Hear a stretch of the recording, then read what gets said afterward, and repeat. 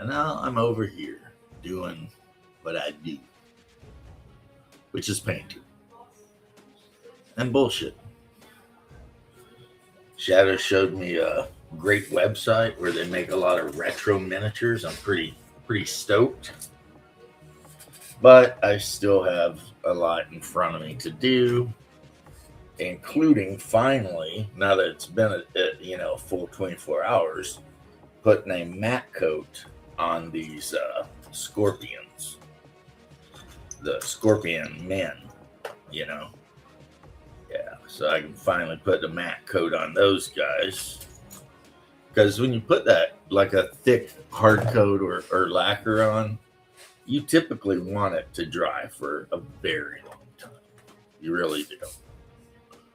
So let's see here. One more thing left to do.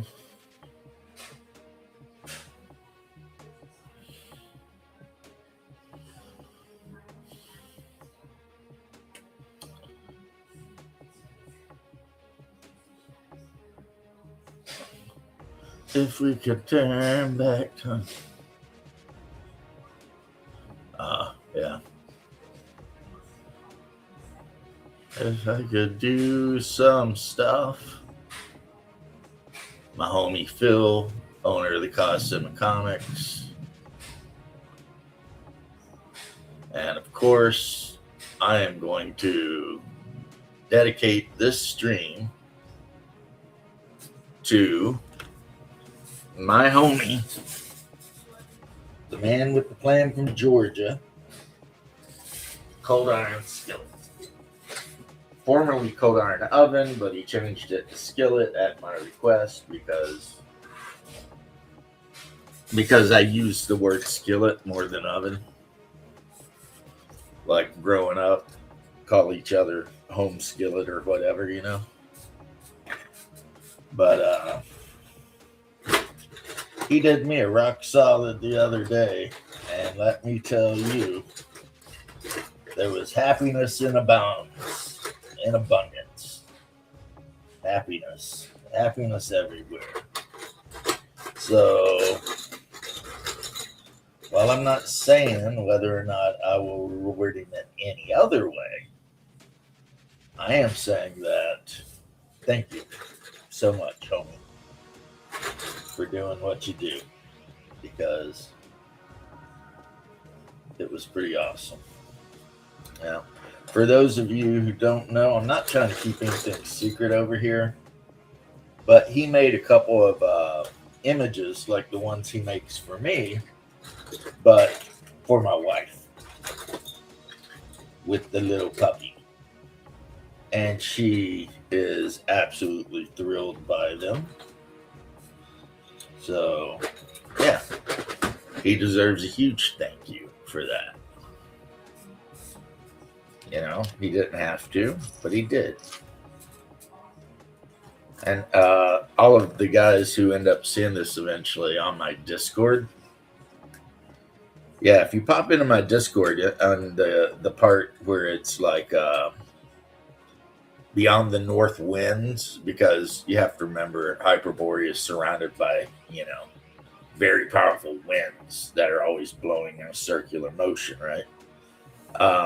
If you go to the Beyond the North Winds place, you will find where you can actually order t-shirts and stuff like that that are basically just me in all kinds of weird, positions that Cold Iron Skillet has felt the need to put me in. And they're, not to toot my own horn, but they're pretty badass, actually. They are pretty badass. And I think my brother's got some stuff on there too. I mean, I might need to get Cold Iron to do a duo with my wife and I in combat mode, me with the two-handed axe and her with her sword and shield. That would be cool, right? or get him to, ask him if he would consider doing one with me and Hungar together. Again, me with the two-handed axe, Hungar with whatever. He could have opinions, or I generally don't tell Cold Iron what to make. I generally just let him make what he's going to make, and it always comes out awesome. So yeah, he gets a little bit antsy if you actually try to reward him for his hard work. But I just ignore him and do it anyway. So yeah, that's kind of my plan with that. But us Southern Orthodox type dudes need to stick together, is what I think. Orthodoxy is already a small religion in America, and it's not big at all in the South, especially the deep South, like Georgia and what. Hi, buddy. And yeah, so us ortho bros, we got to hang together.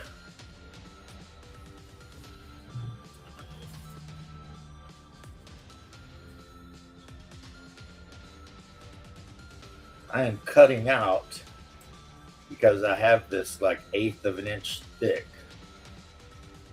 polystyrene plastic sheeting. So I'm cutting out around 65 millimeter circles that I'm going to actually mount the tables and benches on, so that the NPCs I bought that are sitting down drinking, they'll be stable. Now, some people might argue, but then won't that make the table or the bench harder to interact with in the game? And I don't think so, because like if I have an empty one and the players say we're going to sit at that table, I'll just stand their figures around it, so it won't be a big deal either way. But where is? See, there's little. I call him. Let's get. Yeah, there's. I like how they did his hair. There's. Can you believe I just did that? Didn't break. Nice. Good to know. I didn't want to experiment, but since it happened, good to go. Yeah, there's little Jim, little James, shield and sword, ready to make it happen. And I also took another one of my blennies, cut his arms completely off, as you do, and then mounted big ass two-handed orc axe on me. And I just used the orc arms, so it worked. So I'm pretty happy with that, So what do we got?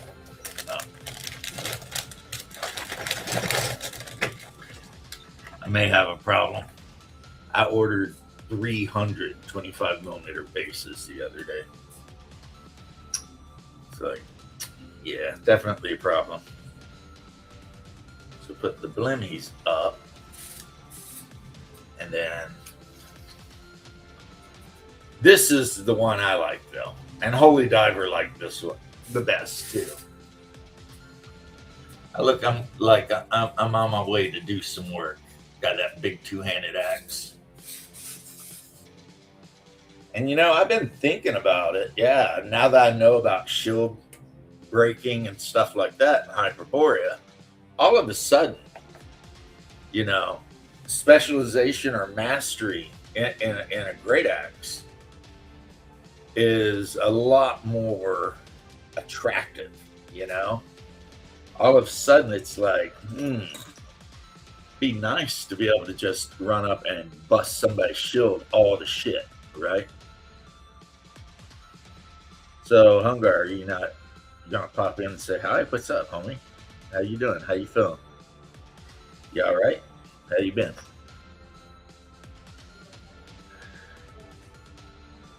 Asking like 15 questions all at once.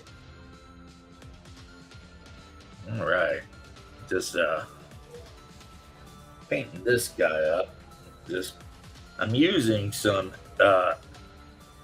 Agaros Dunes contrast paint. It's a nice brown.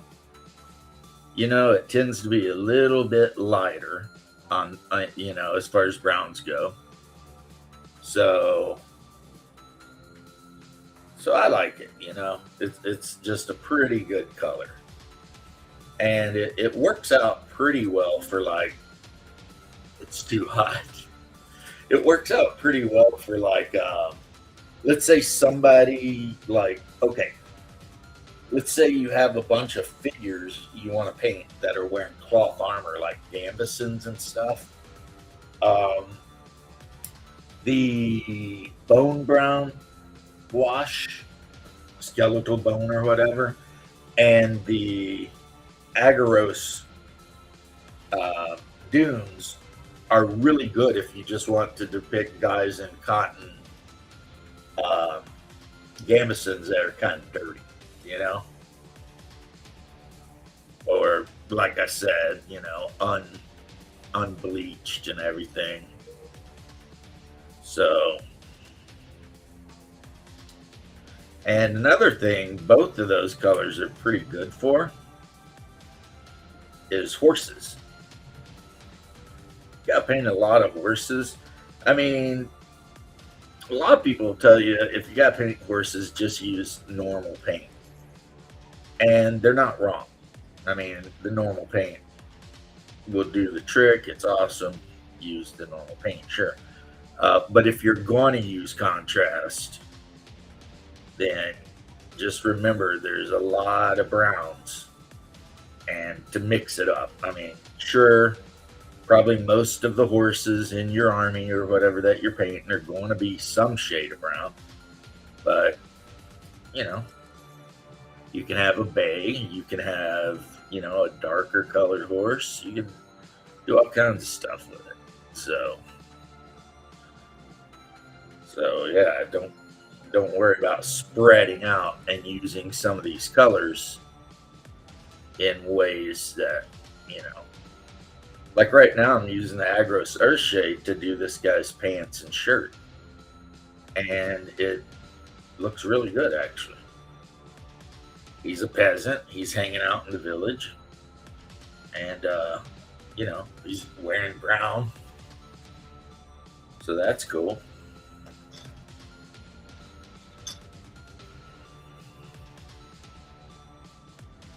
Yeah, I posted some shorts today from other live streams. I went back, Hungar, and I post the shorts, and you want to know what's crazy is my live stream might get 20 or 30 views. Sometimes more, sometimes less, I'll post a short from a live stream and it'll get 1,000 views, 2,000 views, which I know for somebody that gets like, 500,000 views in an hour, like, one of the big boys, that probably, that's nothing, right? They're like, oh, 1,000 views, whatever. But I mean, to me, it seems like cool. I guess it also shows the shortness of attention span of the people who are watching my show. They're like, I'm not watching him talk for 2 hours, but I'll catch the 30 seconds where he says something funny or something. Because like Restream will take a clip out of a video and it will award it a score between 1 and 10. And that's how, pretty much, because on YouTube there are words that are always guaranteed to catch YouTube's algorithm. So the more of those words that's on your video, then the more likely uh, YouTube will push the video. So yeah.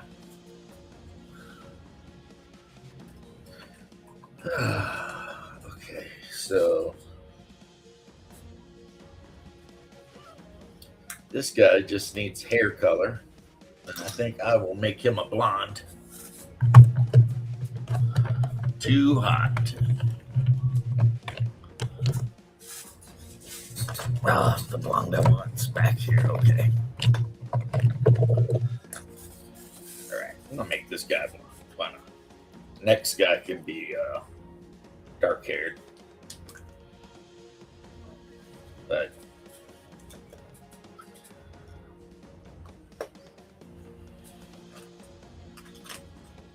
I mean, these are miniatures that actually serve no purpose on the game table, really, but I just really felt like I needed them, you know? I mean, it's literally just a dude sitting on a chair drinking a mug of ale. That's all it is. But to me, it's... So now that I got Tracy's image done up, my wife, if I want, when I get a little spending money, I could have her miniature made too. And then whenever I'm not playing the game, our miniatures could be like a little display, you know? I have a feeling that that would be really, really kind of cool, you know? Like my little DM James warrior next to my wife's. I think her character's name is like Frida or something like that. You know, she knows there's something going on.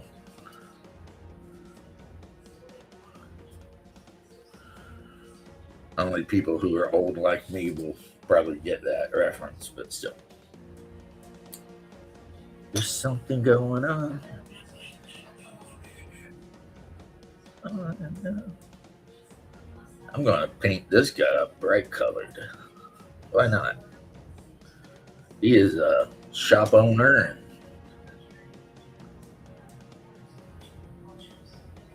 and he's been making quite a bit of money lately. He said, you know what? I'm going to go all out and I'm going to get me a fancy hood. I'm going to keep my old, he's like, I'm going to keep my old wool clothes because, I mean, they're just too good. But I'm even going to get me a fancy colored hood and undershirt. And then he went to the merchant, and that's what he did. And that's what he ended up getting. I'm going to do all of their drinking mugs in snakebite leather. Since, you know, it was not uncommon for them to make mugs out of waxed leather. That's another thing they did for armor too. A lot of people may not know. Me and my brother know because I made a set of it. Carbali, which is basically, according to some people, you take the leather and you boil it in oil. Let me tell you, as soon as you boil leather in oil, it shrinks and thickens. So you better know exactly what you're doing or you're going to waste a lot of leather, right? But you can go get beeswax and you can get it good and melted and put all of the leather pieces for armor in that beeswax, right? And just let it sit and soak at a, you know, the temperature needs to be high enough to keep the wax hot, but not to where you're boiling the armor, right? And if you do that, when you pull it out, the armor breastplate you made, right? At first, it'll be kind of soft, and you've got to wipe it off really good, real quick. Wipe it, right? And then you put it on the mannequin. And when that thing cools down, that leather, when you walk up and knock on it, it'll be like knocking on wood. So now, one of the guys that made that wart, he said that when it got really, really hot, because again, we are in Florida, that it would start getting a little bit flexible again, but not so much that it actually mattered. Just, a little bit. But the only way I could see using actual boiled leather parts would be if you were to cut a bunch of, like, say 4-inch by 4-inch and maybe 1/4-inch leather squares, and just dip them in and pull them right back out, toss them to the side, and just do that. And then that's super hard, because if you boil it in oil, it's way harder than it is if you do the beeswax version, right? But then you would take that super hard leather and you would rivet it to an actual leather shirt or something. So you would have the actual leather breastplate you're going to wear, or whatever, hauberk, and you would rivet that super hard leather right across it, not even overlapping it. And that would, I don't know if the protection would be amazing, but I can tell you what, it wouldn't be too bad. I mean, a longbow's still going to go through it, though. I mean, that's a thing. That is a thing you always have to remember, no matter what. A longbow is going to go through your armor. So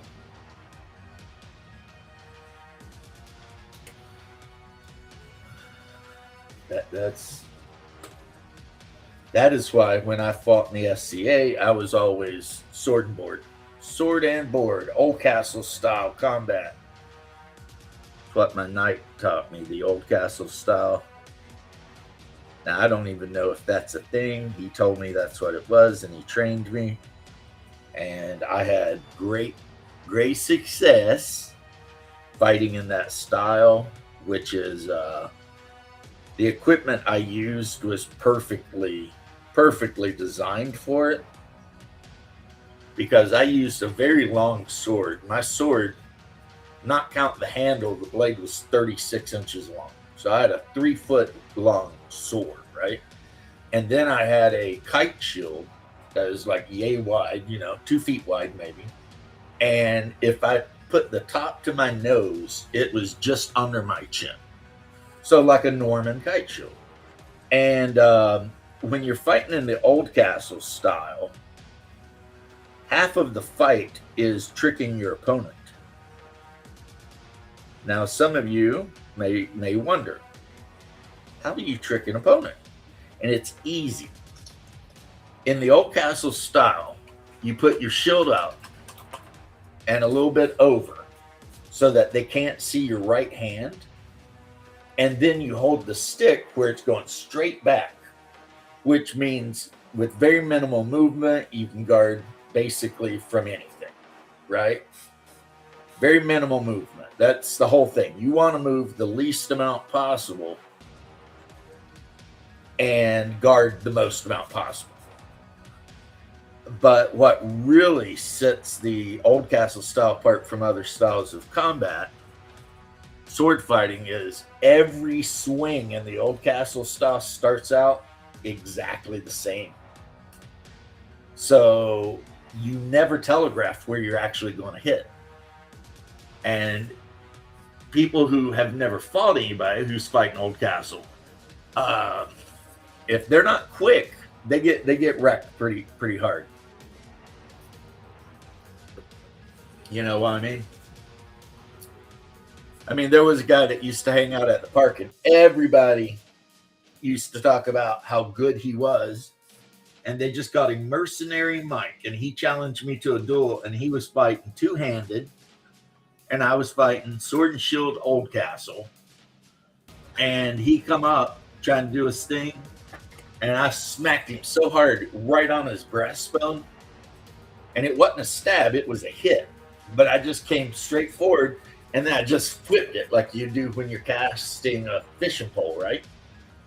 And it tipped him right on the chest so hard he had to go sit down. He's like, you know, he's like, that's that thing, man. You know, honorable, yeah, of course it's honorable. It's you know, it's just a way of fighting that makes sure your opponent can't tell what you're doing until you do it. So yeah. Love that. There's probably not a week that goes by that I don't sit in here feeling like a sad sack, wishing I could go back and do SCA shit. But because I've torn half of the everything in my right shoulder, I just have to accept that that is never happening. Right? But man,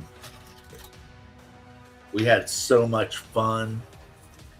I was squired to like the coolest knight in the kingdom, and I led a huge house myself. So it was like, I'm the squire to Sir Brendan, but I have my own force of men at arms. You know, which was kind of a weird situation, you know, because of course when I got into the SCA, the first thing I did is round up all my buddies that I gamed with, and I got them into it too. So instead of one guy joining the SCA, we showed up with like 5, and then like 6, and then like more, you know, and more and more and more. And yeah. And I don't think a lot of people liked it too much. There were some shit talkers that had to be dealt with. I remember there was this one shit talker. He wore samurai armor, the kind that's all slats and laced together. And he talked so much shit.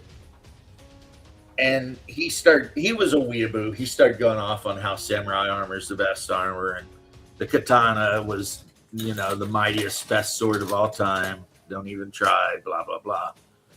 And I was still quite new to the SCA, and I didn't have my own sword, so they let me borrow an axe, which, you know, was still a big-ass stick, but it had a rubber head on it, like an axe, right?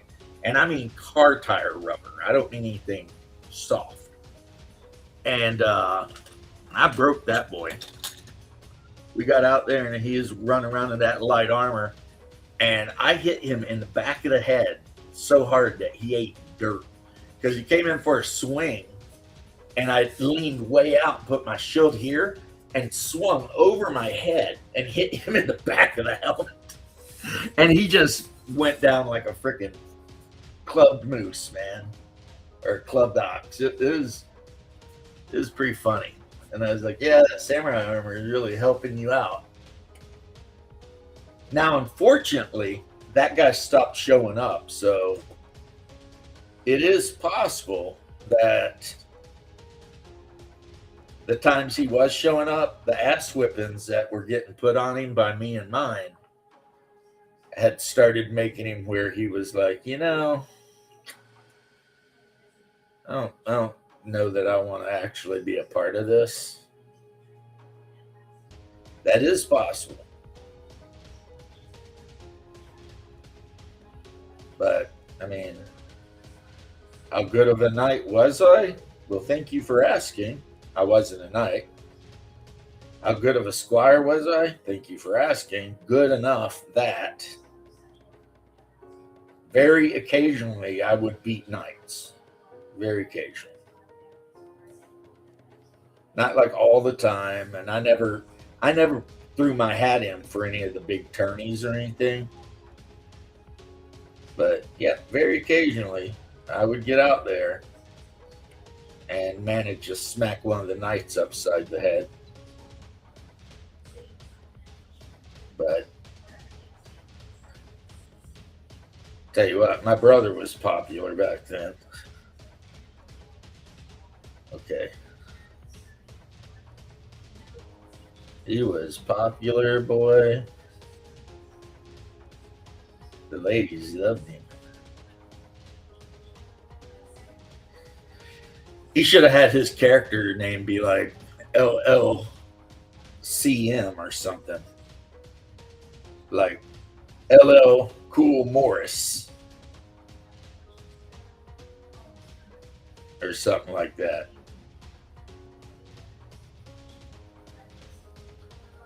And in our war band, which we all dressed like Knights Hospitlers, black with the white cross.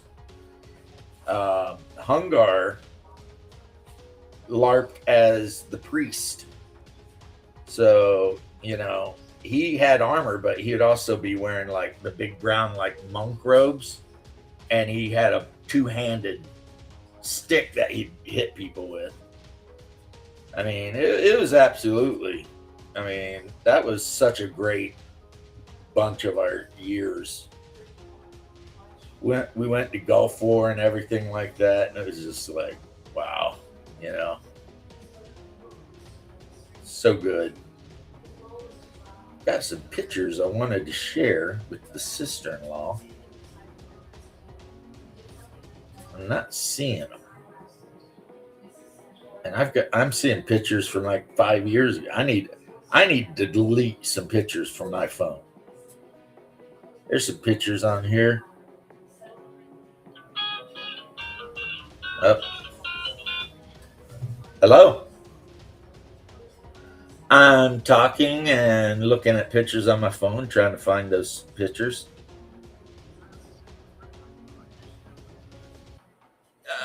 You're an asshole because you know you can send private messages.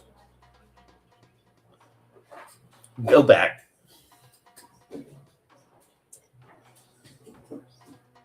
I'm a bad person.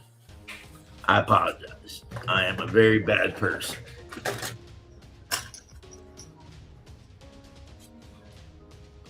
My poor brother joined and was in the green room for like 5 minutes or 10 minutes, he says, but that means like 5. And I missed him. So I feel lower than snake poop. There he is. Brother. What is up, Noobosaurus? I know, right? I'm so sorry. You know I would never just leave you hanging. I know. I figured you just weren't paying attention. And you were right. I wasn't paying attention. I was looking for those pictures of Tracy that you sent me so that I could, in turn, send them to her. Remember when that idiot in the samurai armor challenged me to a duel? Oh, when I had my two-handed mace. That guy. Yeah. I had my two-handed mace and he just ran at me. I just held my mace out sideways. Yeah. And he bounced off of it. Yeah. And like I said, I hope we were not the reason he stopped showing up. No, because his girlfriend's little brother always hung out with us, and his girlfriend's mom always hung out with us. Yeah, that's true.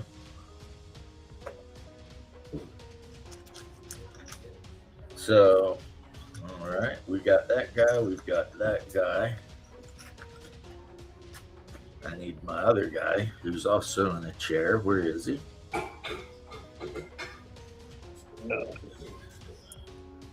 Well, talk about anything you want, just about. I ain't really got anything to say except I'm melting up here. Well, if you want to talk about that, You can. See, I can give a shit less, but You got that Florida air conditioner unit that's used to the heat. Tennessee, when it gets too cold, if your AC set at like 69, when it gets too hot outside, it's like, nope, we're going to set ourselves at 82, well, and you're going to deal with it. that too, because your compressor and everything, you can mess it up big time. Like, Yeah. I don't know if you have a property manager or something that comes by and makes sure the inside isn't drained and everything. Yeah. But yeah, being a homeowner, I've learned some shit. Like every now and then, you gotta go out and open your AC up, and you gotta make sure that that freaking catch plate in there is not full of water. And if it is, you gotta pour some bleach in it and then get the water out, which I have a shop vac, thankfully. My wife bought me one. I got a shop vac. One of the best gifts I ever received, honestly. Now, ours has a safety feature on it where it will regulate the temperature on its own so it don't freeze up and stuff. Oh, so it's doing that to keep from doing what I'm talking about. Yeah. Well, hallelujah, brother. Have a good one with that. Yeah, it's freaking crotch potting up here. Yeah. But, you know. That's okay. I just ordered a fan for delivery. Yeah, man. Be like the old days. Yeah, we lived without AC when we were younger, and we got spoiled with it. I know, right? But I was talking to Phil today. How's he doing? Doing really good. I send him pictures. I send him copies of the pictures that I get, Nice. and he's always cracking up about it, you know. Did you send him my Hungar seal of approval? Yep. He asked me if I was still trying to sell 40K miniatures today. I felt kind of like wah wah, you know. Too late. I was just like, no, I'm not. And he's like, oh, okay. I mean, I didn't tell him anything. I just said, no, I'm not selling those 40K figures anymore. Man, I remember the SCA so fondly. So do I, man. It was such a good time. I mean, we'd go out and just beat people down with a stick, which who doesn't like that? Not go to jail for it, Right. and then go drinking with the people that And then night. get drunk. Yeah, that was pretty much the whole plan, wasn't it? That's exactly what we did. Go out, beat somebody with a stick, or get beat by a stick. Because Same that did difference. happen. Yeah. I mean, you know, it's like that thing I was saying the other day. No matter how badass you think you are, There's somebody better. there's always at least somebody better, and maybe 5. So when you show up at like a tournament thinking you're going to be the badass, and then you get your ass wrecked. Oh, that happened to me at Scott's War. I showed up, I entered the tournament, and I've been on a hot streak of just whipping people's asses. And I showed up, and I was like, yeah, I signed up for that tournament.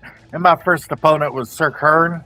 And like, Yeah. Kern, I got this in the bag. I went out there, and he just dog walked me, man. I wonder about Sir Kern. I wonder about his trustworthiness, because there were times I would fight Sir Kern and I'd whip his ass, and then there were other times I'd fight him and it just felt like I couldn't do nothing. So there's a part of me that thinks that I think Sir Kern was just throwing fights sometimes.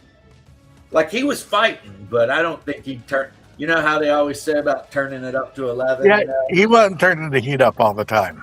Yeah, I think sometimes he was just out there playing around, just seeing what you could do. Yeah.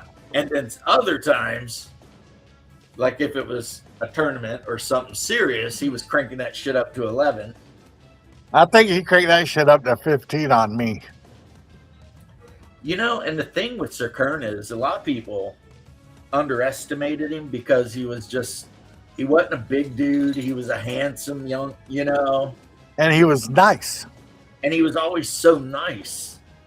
And yeah, I think a lot of people underestimated that guy until they got out on the field with him. I know I did. And then all of a sudden it's like, wait a minute. He thought I was just a breath of fresh air to the SCA. Yeah. He fought Oldcastle the same way I did. Mm-hmm. We were at an event once. We were at a event once, and there was somebody who was doing their vigil, and there's like a shit ton of people just lined up to congratulate him. And I saw Sir Kurt standing there talking to a dude underneath the tent. So I just cut through the line and walked up to him and was like, "Hey, what's up, Sir Kurt? How you doing, buddy?" And he just started laughing. He's like, "You are the best ever." I was like, "What? What did I do?" He's like, "All these idiots are out here standing in line waiting to say hi, and you just walk right past I them." was in the tent with him. That was great. Yeah, that was when Odo, the perpetually surprised, got knighted. Sir Brendan and myself, because I was his head squire, were in the tent with him during his vigil, And I just walked right in there. which sucks because it's a vigil, so no sleep that night. Everybody thought it was the coolest thing ever when I just like, "Yep, fuck it, I'm going in to say hi." Yeah. Well, I mean, Sir Brendan's the one that punched him. Yeah. So No, I loved Sir Brendan. He was awesome. But he constantly asked me if, he could mess around with my girlfriends. did he? All the time. He never asked me, but he probably did. Yeah. He would always ask me, and I was like, when I'm done with her, I don't care what to do, but not when she's with me. Which girlfriend was that? All of them. Because I, deep down inside, kind of feel like he probably nailed Anita. Yeah, I wouldn't doubt it. But remember, I'd be out there at fighter practice, and one of my girlfriends would show up to visit me and watch me fight. As soon as she left, he'd call me over and be like, "Hey, man, Can I get a piece of that?" Yeah, he was like that. An old girl doing her best to hang on to him, and it's like, that ain't the one. I mean, I hate to say it, but for Sir Brendan was for the streets.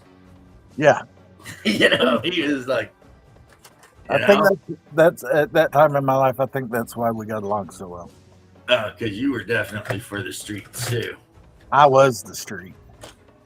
Yeah, you were pretty much. So Brennan was definitely for the streets. Like, But he was such a great guy. oh yeah. Well, I loved him to death. He's Yeah. one of the few guys that when he passed, I actually had feelings about it. Yeah. And then when Hawken passed, that was sad. See, Hawken was sad, but Sir Brendan was like family. Yeah. So when Sir Brendan passed, it was like losing a brother. Yeah. That shit just was unreal. Hawken was like the guy who paid me so that my house would fight for him during the war. Hawken was like your distant uncle who always gave you wild turkey. Yeah. No, I think he gave us vodka at Gulf War, didn't he? Yeah, but he always drank wild turkey. He'd always offer you the bottom. Yeah. Because that was my deal with Hawken is my house would line up on his side, but he had to give us a shit ton of booze. And he gave us like half a gallon of vodka. Yeah. Which, works. I was like, yeah, that'll do. That will do. And then we spent the whole war fighting for the barony of Darkwater. Darkwater.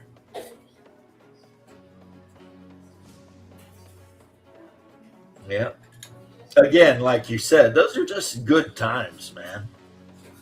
That's the one thing about getting old that I don't like. is I would love to be back in the thick of that shit, you know? Yeah, I remember the first Gulf Wars we went to. I don't think I took my armor off except to sleep. I remember that one Gulf War we went to where they weren't going to let you in because they said your armor wasn't good enough. Yeah, we And had you're like, no, it's fine. Don't worry about it. They're like, okay. You're wearing that soft ass armor. it was still fun though.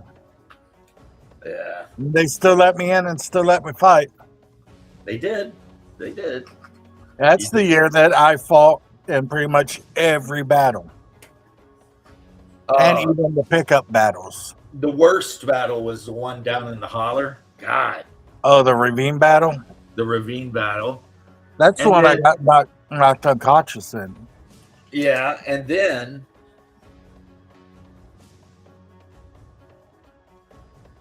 And then do you remember when that woman jumped over the wall? he's freezing. He's freezing for me. It might be mine. It might be his.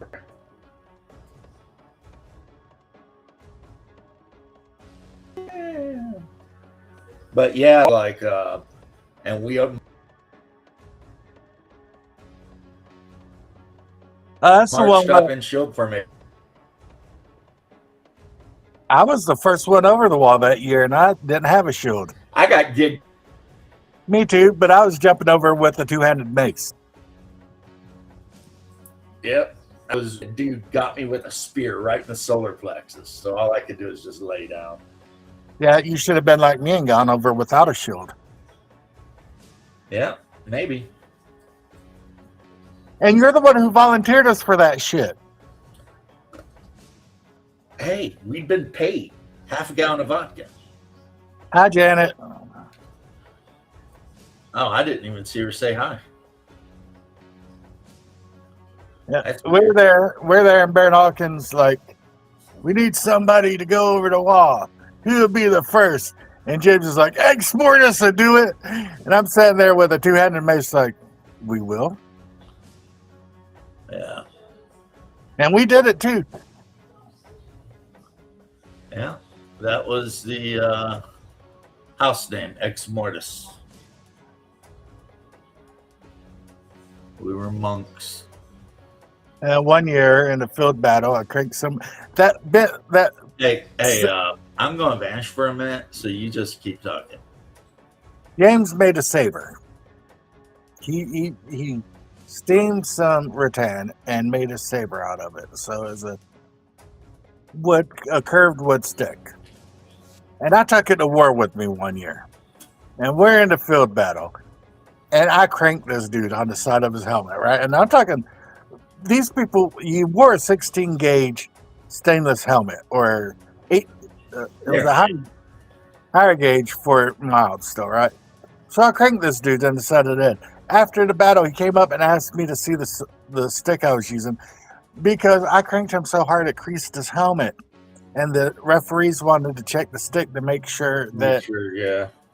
it wasn't like filled with rebar. Another trick was to soak your stick in gelatin because it makes the stick much heavier, which of course, physics means it hits harder. Yeah, but this was just the normal stick. I never did any of that. The saber I made was based on a statue of Saint James of Serbia, I think. I tell you what, that thing hit hard. And in the statue, he's got that curved, almost Polish style saber. So with the rattan, you just boil it and then go outside and find a barrel or something and pull it and hold it until it cools off. You did ours on that curve. You did ours on the front step. Yep. One interesting thing, I didn't use it very often, but an interesting thing about it was you could stab a dude right in the face, right over his shield with that thing. Yeah. James didn't Because use of it a the way lot. it curved, you could just go pow and hit him right in the face. James didn't use it, but I used the hell out of it. Yeah. Well, that's because, like I said, I started fighting Old Castle style, and that was all. I fought with a great weapon. I fought with polearm. I fought sword and shield, kite shield. I fought small shield and short sword. I just fought. Yep. I was the exact opposite. Once I got comfortable with what I did, that's what I did. I'd get on the line and I'd be Someone's got to standing. do it. I'd be on the line with my shield and my sword. I'd be looking over across at the other people like, "Who's my bitch? Yeah. Who's my bitch?" It was so much fun. Then you'd run over there and somebody'd make you their bitch. Never. Then I'd be lying next to you, being like, "Damn, We're bitches." we just got turned into bitches. We thought No, we were going to we lost run some. over here and just be the cocks of the walk. It didn't work out that way.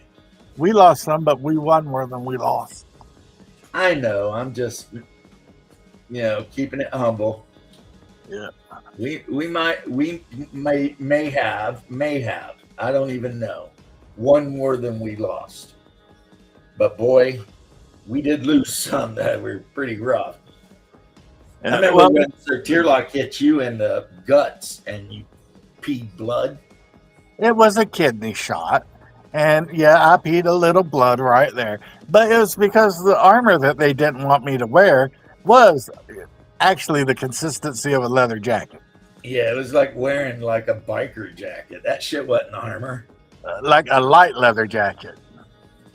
And Sir Tierlock was known to be a menace with that freaking rapid. And he was bitching at me. He's like, that armor's not good enough. I was like, this armor's fine. Ain't nobody gonna hurt me. He's like, okay, let's see. And he came around and cranked me on the kidney, and I peed blood right there. Yeah. And then I got new armor after that, didn't I? You did. He was a good guy. He always fought with two swords, and they were short. He always fought with two really short swords. And the joke was he was so blind, he had to get that close to you to even see you. But that dude was doing Matrix style moves and shit. Yeah. Yeah, he was, his defense was impeccable. You're not wrong about that. How about that one-legged dude who would always show up at Go-Force in that badass full plate and just like wallop people? Yeah. Bobots. There was a school teacher named Bo, and he had a house, and they all dressed up like hoplites. But they made their armor out of thermoplastic that they just got super hard and put around a mold, right? Yeah, you knew when they were around because you could hear the rattle of the spray paint. Yeah. So they're constantly having to paint their armor bronze because if it took a really good hit, it would just tear the paint right off of it. And because all of their armor was made out of that thermoplastic, whenever they were all walking around, they just clanked like freaking. That's true, Janet. That's true. But it was still fun. Like, I don't know if you're in here where Hungar said, the thing about the SCA, at least when we were in, because I don't know, they could become a bunch of degenerates since then, is nobody messed with nobody about anything. And you could spend all day beating the shit out of some dude and then spend all night getting drunk as shit with the same dude, Yeah. So in a way, the SCA wars were basically like Valhalla, And if you were the kind of guy that partook in this sort of stuff, which I did not, there were always stick groupies around for, and okay. And I always hated that term, stick fighter, stick groupie, stick this, stick that, because I always felt like it took away from, I don't know, maybe the LARP part of the SCA. Like, I didn't want to be called a stick jockey. I wanted to be called a swordsman, you know? And, but yeah, there were groupies that just showed up to the wars so that they could get ran through by the fighters. And that was one of the things.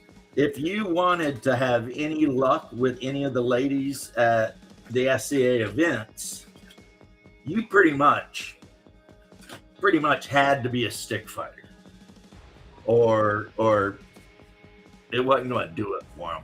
There's something about seeing dudes in heavy armor beat the shit out of each other that has a weird effect on the ladies, let me tell you. They get all kinds of antsy. Okay, private message.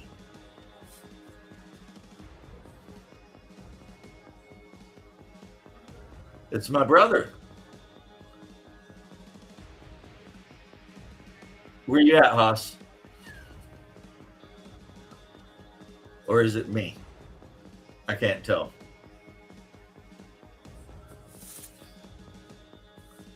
I can't tell if you got booted, but you're right there. Oh. How about that? You got miss. How about that? My buddy. You're on the show twice. I can only see me once. I see you twice. Well, you're the lucky one. Ooh, what a lucky man he was. Yeah. We had some next one. Who was that? ELP. Or... ELP, Emerson, Lake and Palmer. Yeah. What a great song. And they also did the song From the Beginning, which has such a great opening. But yeah, they're saying one did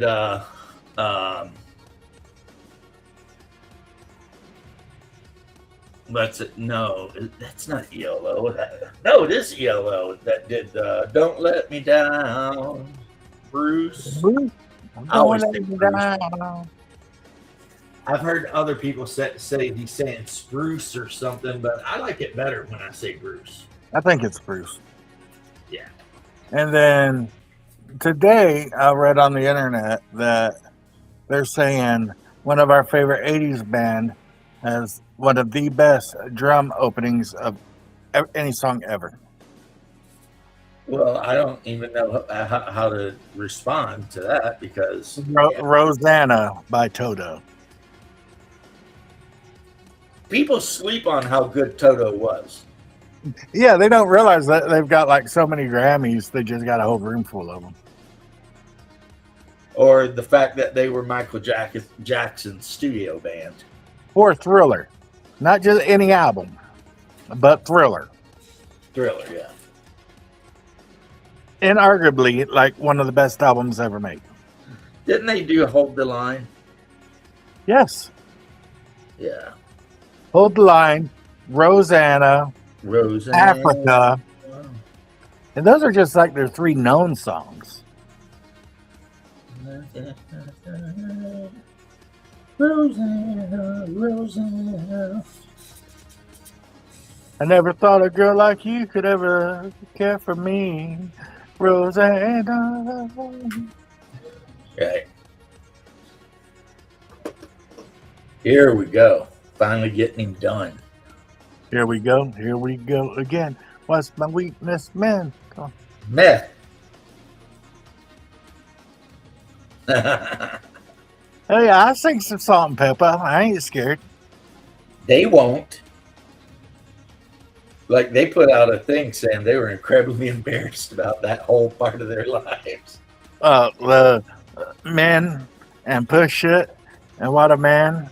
Yep, because they didn't write any of those songs. Gotta think of your mother for a butt like that. Can't Yeah, get they wrote surprised with none the of shake those shake songs, booty. If and they looks is feel good, like they weren't allowed to actually be the rappers they wanted to be. be the rappers they wanted to be. They were Yeah, expected to. I'm sure they cried their way all the way to the bank. Well, I'm just telling you I'm, what they I'm said. sure. I'm sure they're still crying over those residual checks. You're That Deadpool, probably that right. that that Deadpool money probably had them bursting out in tears. Well, I don't know that money. It depends who actually owns the rights. Yeah. I don't know if you know this or not, right? But Oh, I because know. That's why Prince changed his no, name to a symbol. hey, you don't let me finish. No. Because of the way the contracts were written up, when Rick Ocasek left the Cards, the rest of the band got shit.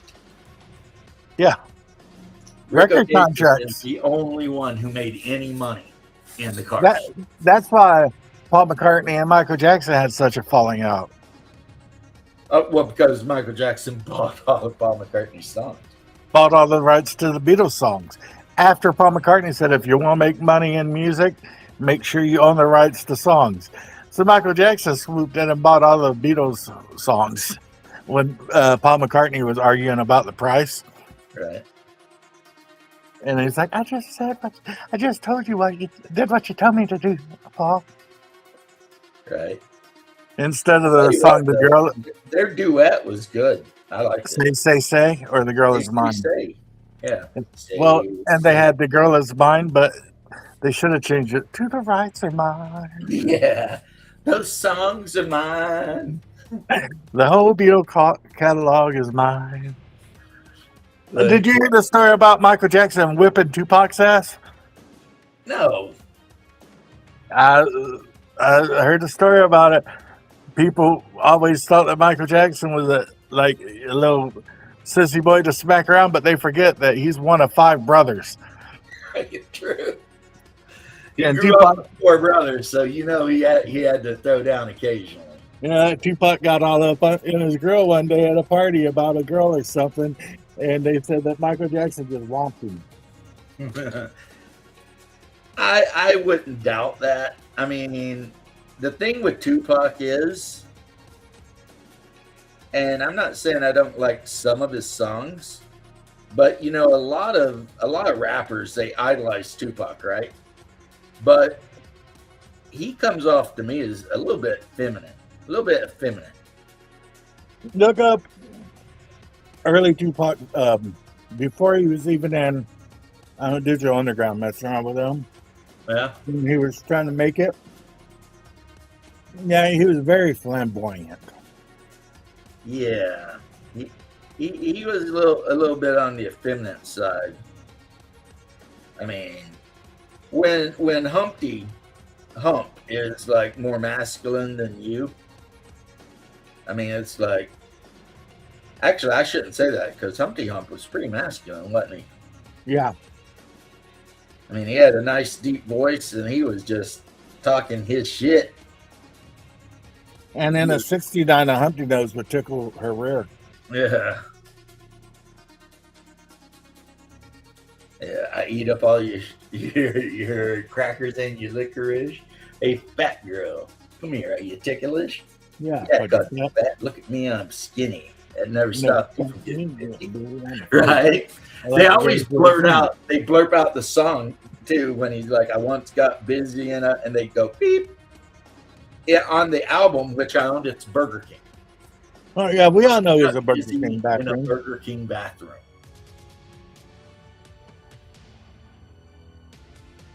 You know, people say I'm crazy, but please allow me to amaze thee. Right? And the Humpty Dance is your chance to do the hump. Do the hump. That shit was great, man. That was just a late 80s, 90s type party song. You know what I mean? It didn't matter who you were. It didn't matter any sort of anything. You showed up at the block party, and Digital Underground's going to be on the mix. It has. And another one everyone forgets about, I don't forget about them. CNC Music Factory. They were on all of the club mix bullshit. You remember one, Sweat? Well, he must have went away again. Yeah, that.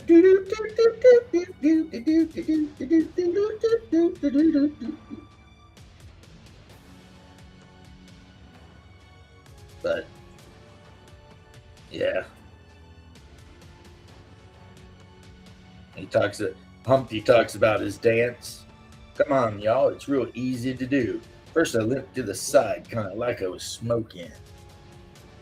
Like your leg was broken. Yeah. I like my leg is broken. Yeah, twitching and whatever, like I was smoking. Crazy, whack, funky.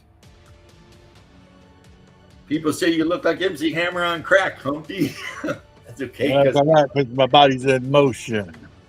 It's supposed to look like a fit or a convulsion. Anyone can do this.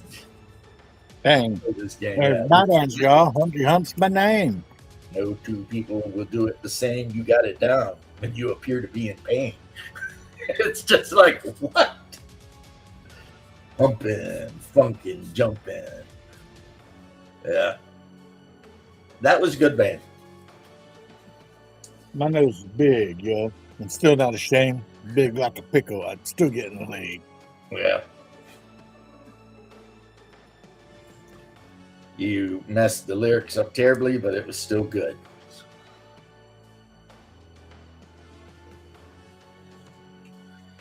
Because when it starts off, I think he says, my nose is as big as a pickle and whatever. And he says, I'm still getting paid. And then he says, and I get laid by the ladies who know I'm in charge. So both how I'm living and my nose is large. Right? Something like that. And then, you know.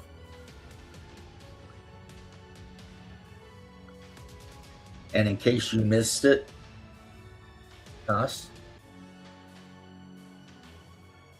are you paying attention?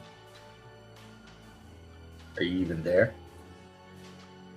Am I even here? So,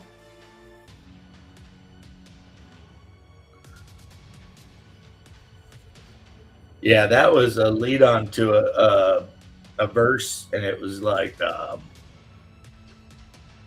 where he says he's talking about other songs he'd done, and he says, and in case you missed it, I'm the one that said, just grab them in the biscuit.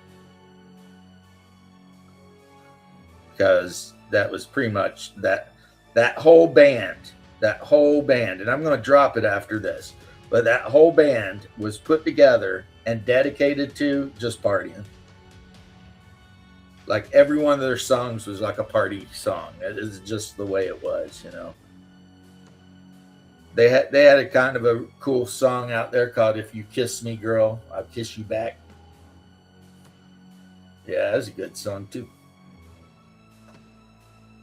Kiss me, girl, I'll kiss you back. Yeah, I'll kiss you back.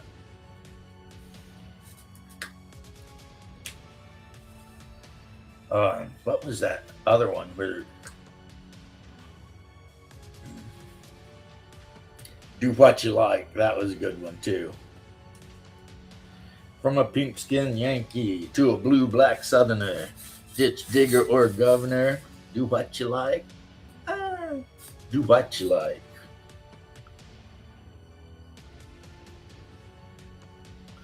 Yeah, do what you like. I like the bite. Yeah, my poor brother. Living at the leisure of internet that's even worse than mine.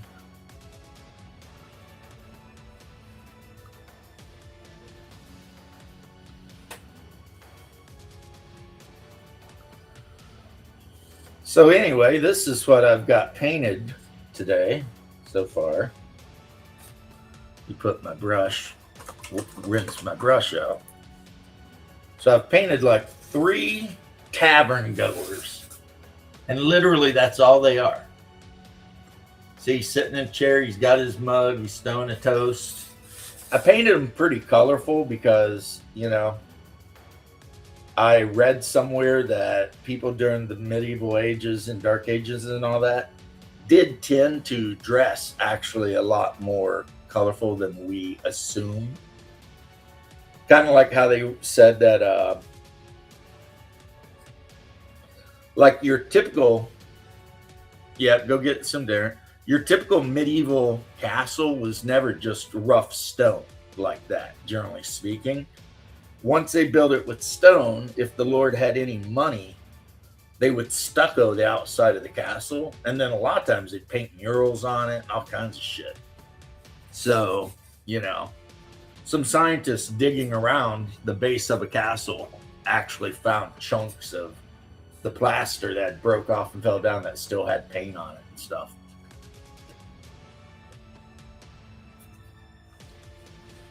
But in our brains, when we think about castle, we think about, just a big gray stone kind of thing. So I got 3 peasants who are having a drink at the local bar done. I'm happy about that. And the white plastic circle, I've got the table that's painted on it. Now, right now, it's super glossy, so I'm going to have to beat it down with a little bit of matte varnish.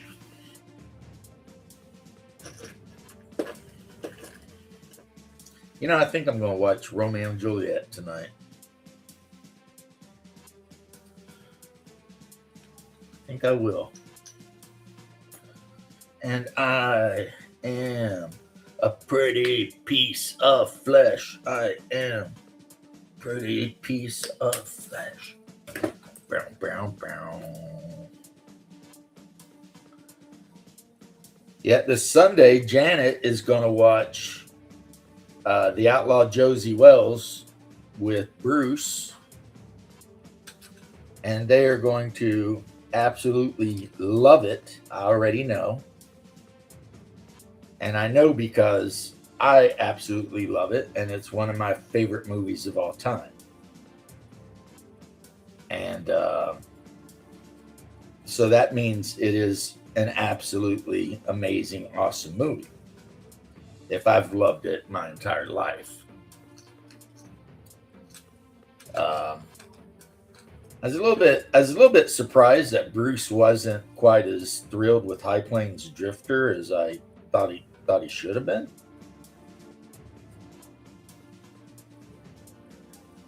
I remember I was pretty old when I realized High Plains Drifter was basically what The Crow was inspired by. But Bruce did say that his main thing was that there really were no good guys in that film. He's not totally wrong. I mean, other than the midget, there really is no good guys in that film. Mix and paint, you dirty-minded people. So, I like to talk a lot of shit about Games Workshop, but let me tell you, I still use their hard code. I still buy a couple of the colors of their contrast paints. And the reason is because it basically is the best at what I wanted to do, so. Oh, last night, my wife made a meatball sub casserole. It was so good. Like, she took garlic bread and laid that down in the casserole pan first and put a layer of cheese on the garlic bread. And then she put the meatballs and the sauce and more cheese and all the other stuff she put, and then covered the top with cheese and then baked it. And then you basically just cut a square out and eat it like a lasagna, right? But let me tell you, that was absolutely delicious, Absolutely. Just like, because she's been watching lately she's been watching a lot of cooking shows on YouTube, which is really funny because it wasn't even 2 years ago. My wife absolutely hated YouTube. She hated YouTube. She hated everything on YouTube. She didn't ever want to watch YouTube. I'd always be like, but there's stuff on here you might like. And she's like, I don't care. YouTube sucks. It's full of stupid people, blah, blah, blah. And now she watches YouTube more than any other channel because she found out, hey, I can go on YouTube and learn how to do all these recipes and shortcuts and, all this kind of stuff. Plus, like me, she's a huge fan of the HFY AI stories about humans running around and jacking up aliens and just, sci-fi stuff. So, yeah, she's kind of a fan of that stuff too. But, yeah. So I watched the other James, Grandpa DM. Subscribed to his channel. That was good. He was on with Richard the other day, and they were talking about something. And let me tell you, man, I don't know where he's from, but that accent certainly leads me to believe that he's a Southerner.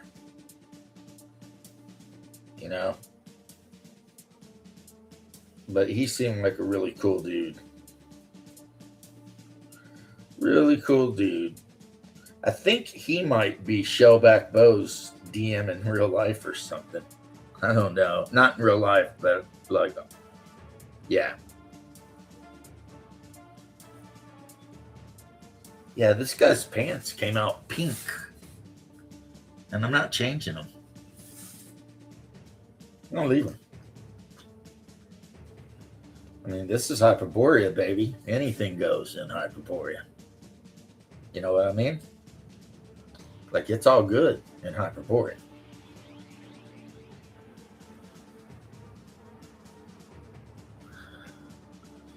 You might run into a big Hyperborean warrior with a great axe wearing scale armor that's been lacquered sea blue. Actually, if you go through the adventure Rats in the Walls, you 100% will run into that guy because, he's the NPC from that adventure. And that's a good adventure. That is a very good adventure. Sad, kind of creepy, but it sets the tone. That's the best part of it. The Rats in the Wall adventure really sets the tone and lets everybody involved know what they have gotten themselves into, pretty much. And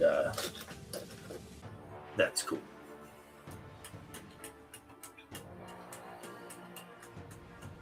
Yeah, I don't think my chat's acting up. Either no one is chatting at all. So do me a favor and hit 1 in chat so at least I know the chat's working. Or all the people that are actually watching the show are all asleep. I wouldn't doubt my brother left it on just to be, cool. Because, that's some stuff my brother does. He'd be like, I'm going to leave your chat on just so it looks like you have more viewers than you do. All right. That's cool, I guess. There it is. So, yeah, the chat must not be working at all because nothing's coming through.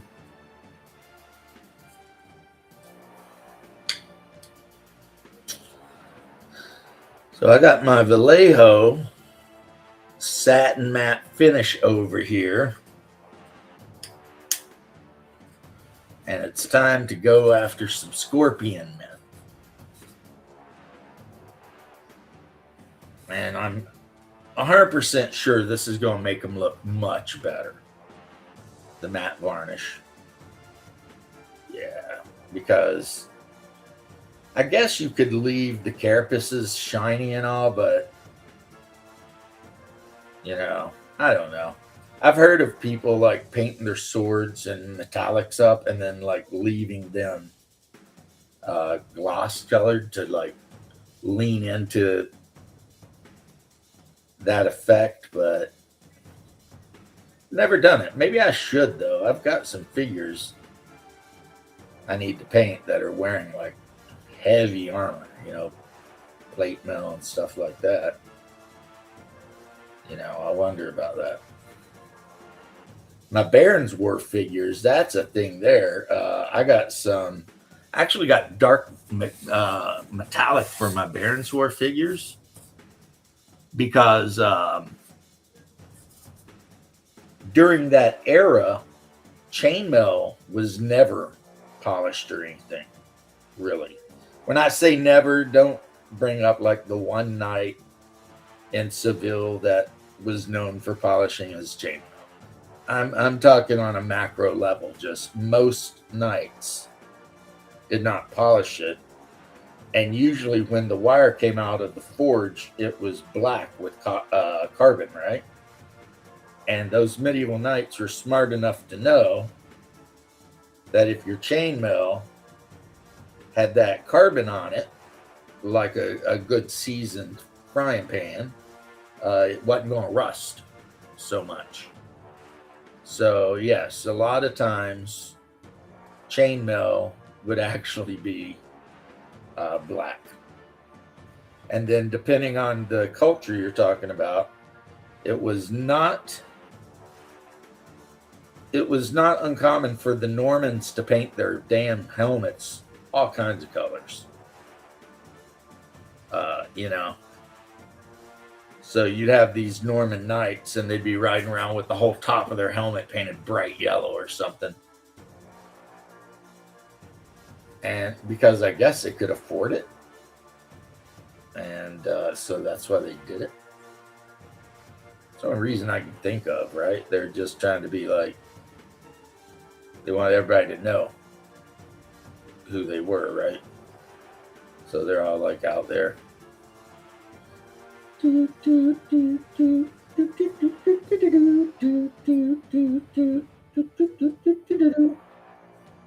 right.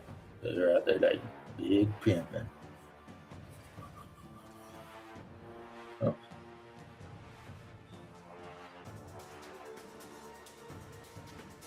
Okay.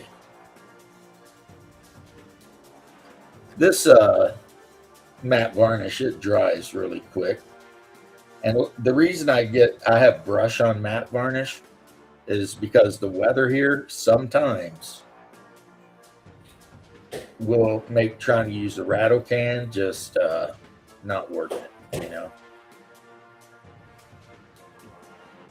So, I mean, I do have rattle cans for primering and stuff, but I don't always use them because sometimes you go out there, and especially if it's really hot and the humidity is down, I think, you'll go to spray a miniature and the primer will hit the miniature like popcorn.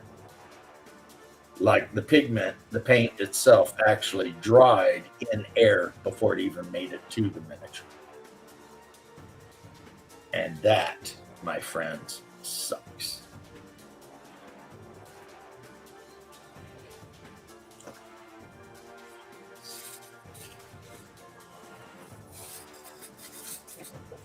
Yeah, balls.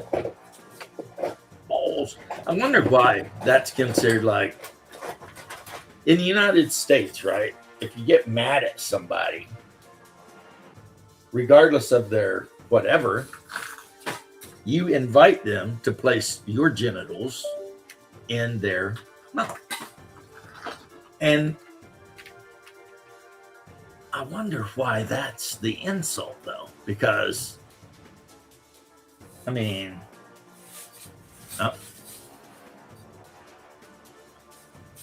because at the same time as you're telling people you don't like, where they can do whatever, you're at the club as a young man doing everything you can trying to get someone to do exactly that. So that is a weird thing, you know, especially if you were saying it to a woman, because it's like you're supposed to be luring them into wanting to do that. You're not supposed to be acting like it's a punishment, you know. Let's see if I can get this thing to work. We will see, comrades.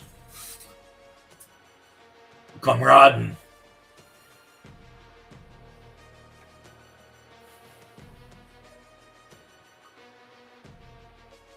No, I don't think I want to do that. I think I want to do this.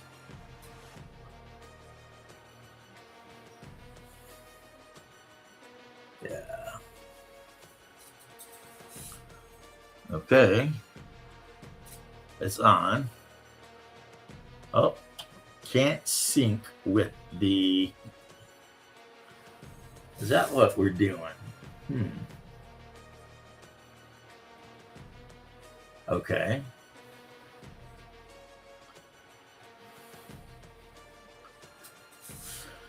Hi.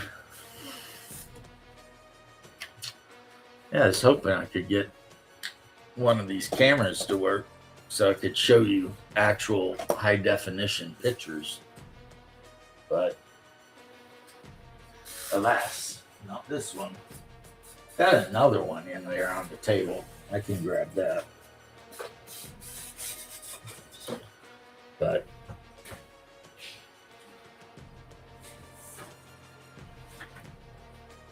we shall see.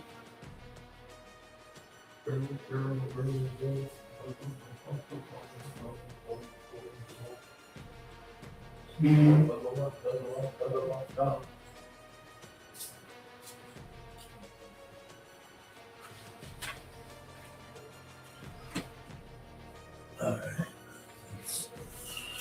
I got junk over here. I need to put back in. It's books. I need to put them back in the damn bookcase. Do something. But then I always get distracted and end up wanting to do other shit. So let's see if this will work or not. It says that it recognizes it. But as we found out, that doesn't mean anything.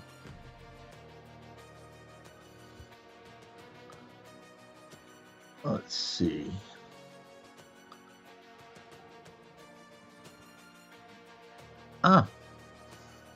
See, that's my big pile of shame right here. You can see on this box. So, one thing that Bloodworth and other Jim were talking about, RPG Grandpa or Grandpa RPG, is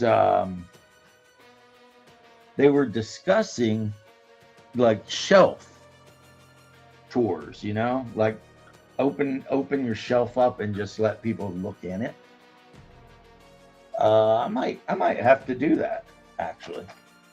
I might have to change the camera so that I'm sitting in front of the shelf and you're looking directly at it, and then open the cabinet up and just grab stuff out of it at random and just talk about what's in my cabinets here. Because, you know, I think that would be a lot of fun. And if there's one thing I think every gamer likes to do, every gamer likes to show off their games. It's almost like people who play Minecraft. Whenever you visit, they always want to show you whatever it is they're working on in Minecraft. And D&D guys can be that way about whatever new stuff they've got or whatever, And the difference, though, is unlike Minecraft, it's actually interesting hearing about some old game or other that somebody has. Whereas, as much as I love Minecraft, I have my own server.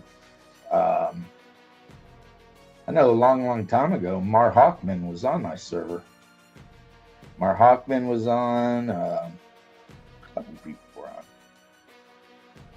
I think that server's still going too.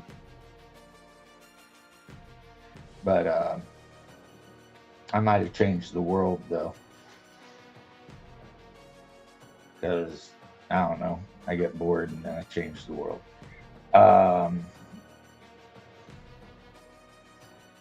So, just so you know, this is what's happening.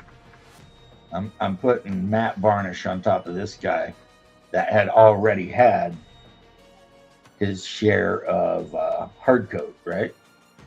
Now, I've already ran into a problem with this guy, and that is that his offhand weapon is gone. Now, I don't treat these guys rough, so I don't know where it went, but it did go. He is no longer in possession of an offhand weapon. That's not a big deal, because the handle he's holding, that red nub there, is already drilled out. So all I gotta do is figure out what I want put there and pin it there. So apparently a pin I put in wasn't quite strong enough. These are metal miniatures, and I know my bro Shadow, he is always going on about how much he loves metal. I absolutely think metal sucks. Paint doesn't like to stick to it. Like, if you touch it too much, you will rub paint off of metal miniatures. That's just a given. This right here, it's a shit ton of War Games Atlantic werewolves. And then, of course, a bartender, because, I have a bartender hanging out with all these werewolves, right? Let's move him over here and get him ready to actually get painted. And then we'll put this guy down here. See, I'll clear a lot of this stuff off.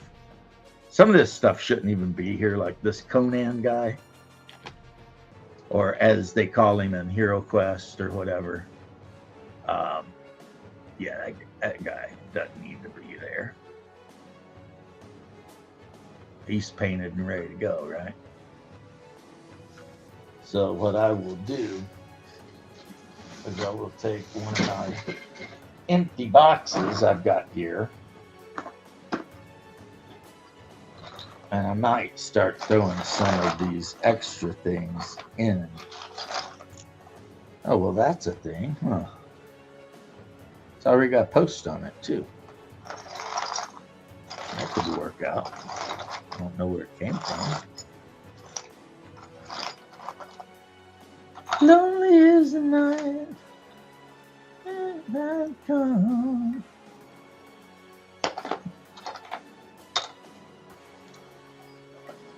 Oh, not that box. It's not good. This one is 100% empty. See, got one of these boxes with compartments in it. So figures that are actually done, I can maybe get off my table. That'd be nice. Just set that right there. So while I'm digging through,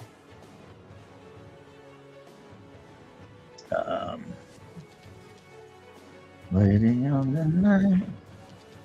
Okay, so let's look at the sword and see how it would look, because that handle is sticking up quite a bit. Yeah, that's not going to look great, I don't think. I think I'm going to have to end up cutting that handle down and just posting the sword to it. See, like this guy right here doesn't need to be on my table. Old D&D trolls and stuff. Doesn't need to be on the table, just taking up some space. Probably on here because I wanted to do his base or something. I would say there's quite a few miniatures that are on here because I just want to do the bases. And then I get caught up painting and I never do the base. Now, what do we got here? Let's grab my brush and keep on these scorpions, or else I'll forget and start doing other stuff. So there's scorpion number 2 that's been knocked down a little bit in the shininess category.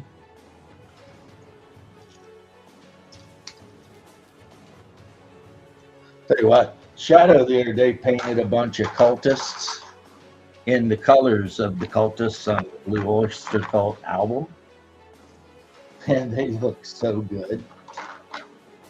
I was like, I am half tempted to paint some of my cultists up like that just because they looked pretty much amazing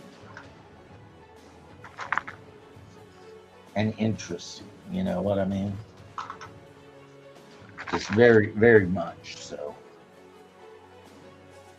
So this guy is almost done. He just needs his spiky shield painted. See, I've got a lot of figures on this table that are like literally like a couple steps away from being finished. Like, just paint the flick face in or something, you know. And I try and organize. I'm like, this guy is definitely done. I finished him. I think this is maybe, I have no idea who that's supposed to be. Obviously a Roman, but I don't know if it's a character or if whatever. Yeah.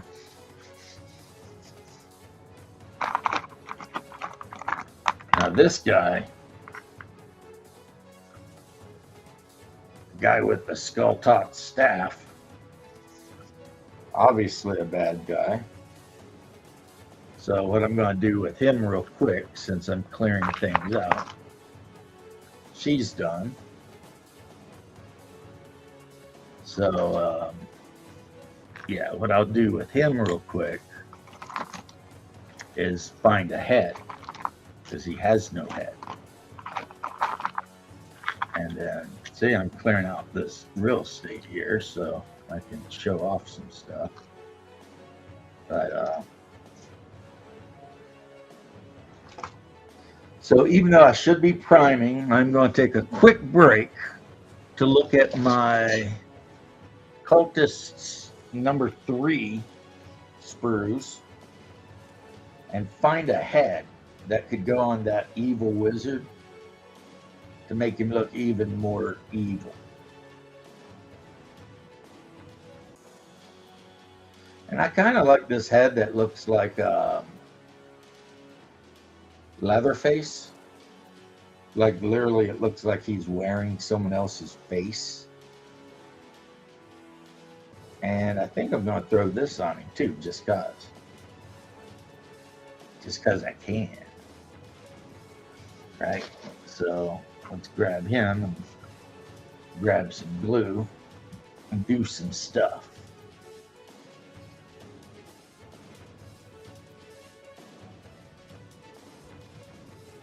All right.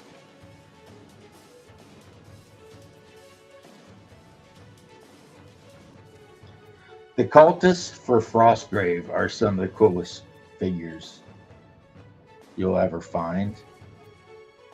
And man, they are great for kit bash, and they always come with like tons of stuff, right? So like this guy right here is obviously got to be a necromancer, just the way he's dressed. Probably a member of the cult of Mortizon. Yeah. And now he's wearing someone else's face. Of course, he could be from the cult of Yog, the god of cannibals. That would be a thing too. So let's grab this bad boy and get him done. We're waiting for a minute. At some point, I need to figure out how to make my Alexa work. I think I have to go into my computer to do it, but it hasn't actually worked in months. Like, I don't even know what happened. Like, the power went out or something, and it says stuff like, Sorry, I'm having trouble connecting to the internet. It looks like an issue with the router and Echo device, so try restarting them. Right. Unplug both of them, then plug the router back in. Wait 30 seconds. Once the router is back on and connected to the internet, plug in an Echo device. I've done that like a dozen times.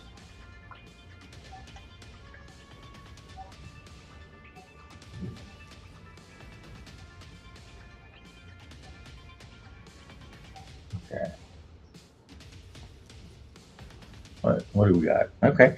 We're rolling up on 2 hours. I think I can get these guys. Get the dull coat on them.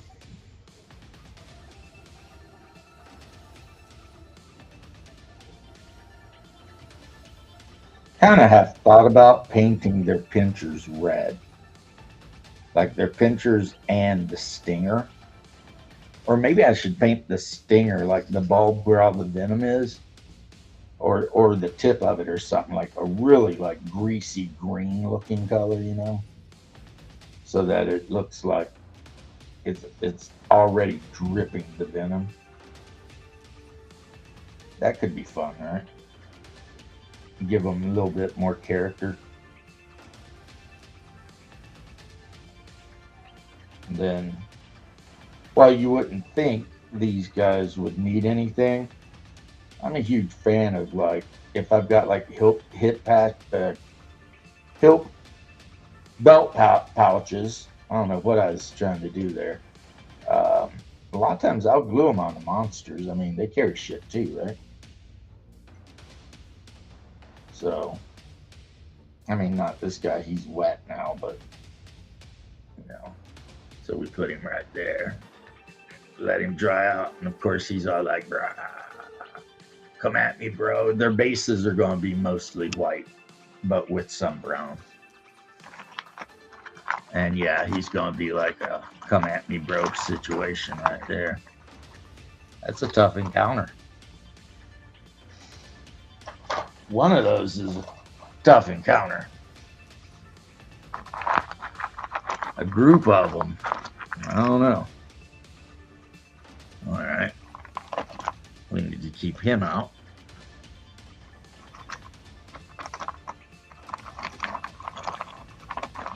She needs a weapon. I think I found one for her. The one that wouldn't fit the scorpion guy will probably fit her perfect. And it's already got a pin in it, so all I gotta do is drill a little hole, right? See, this is how I get distracted. So come on, James, remember what you're doing. You're doing scorpions. You're not worried about all this other stuff. Look at this guy, though. Talk about showing stuff off.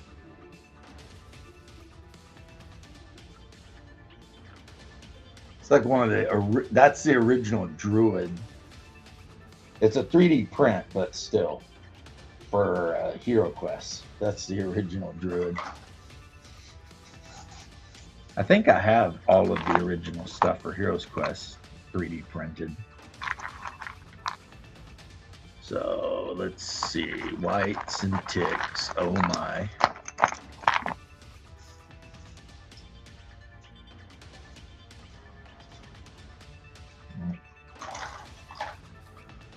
I have a druid missing a staff.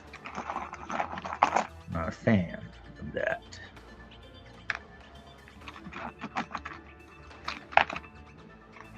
However, I'm missing a druid, so there you go.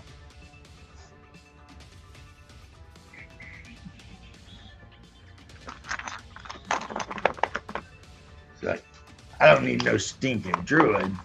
I've got Vlad Tepes. That's right. I need to do his hair, don't I? But Vlad Tepes.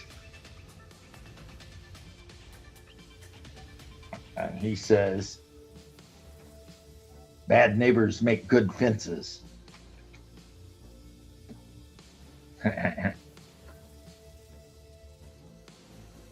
Right? What would Vlad do?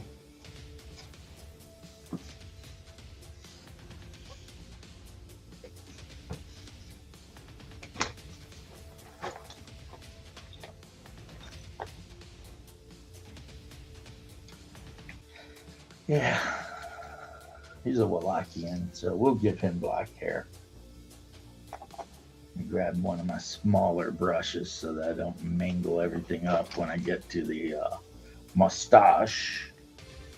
The old moustache. That is a big freaking mustache he's got. He's like, I got a big mustache. Respect it.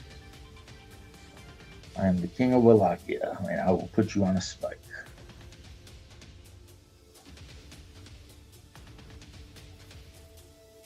All right. So this is going to work out just fine for him. He will need a little bit of a touch up with the red for his coat, but otherwise he's going to be perfectamundo. Yeah. So a little touch up on the thing, but first off, we need to finish it with these scorpions, right? Oh, this is a figure I made just out of Kit Bash parts, and I actually really like it. It almost looks like he should be the guard of, like, I don't know, Minas Tirith or something. But he was made with the body of a Byzantine soldier and then a helmet that I got from Victrix. And the arm come from a late Roman, and then the shield I got from Victrix. Because Victrix sells this just pack, and it's just full of heads and shields and cloaks and stuff. And so I picked it up to try it out. And yeah, it's pretty badass. Okay, this weasel don't need to be on the table. He's even primed or based. He's good to go. Okay.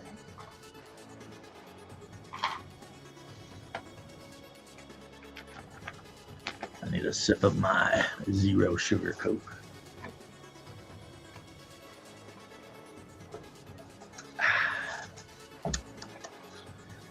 How many of these guys do I got? Okay, that is weird. Same pose, same staff, same everything. Huh, that's strange.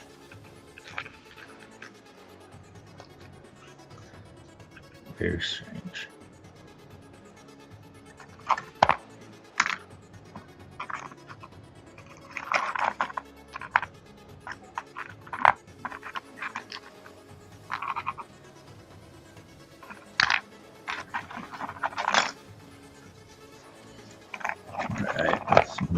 Stuff around. This guy's done.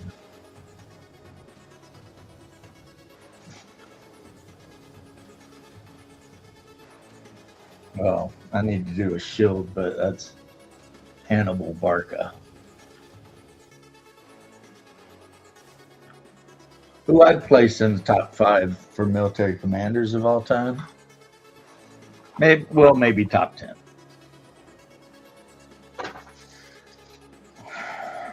I forget who it was.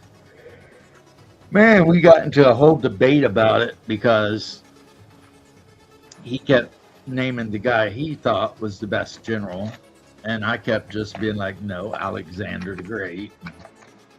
I don't think we ever figured out how we felt about that one. I mean, I know how I feel about it. Alexander the Great, obviously, but you know, um, you know, other people disagree for some reason. Okay, got 2 more of these scorpions. Scorpion, here I am. Dun, dun, dun, rock you like a hurricane. Come on, come on, come on, come on. How do I look? Like my beautiful wife. Well, I'm gonna go get my nails done soon. And then tonight I'm baking. I was gonna bake today, but I don't have the brown sugar. I need brown sugar for bakings. Going to get your nails done. What? Going to get your nails done. Yeah. So me and Pup are just going to be here all by our lonesomes. Well, you have an entire casserole I made for you yesterday of good food. I know. So you're not gonna starve. I left you with food. I know. I pre-planned.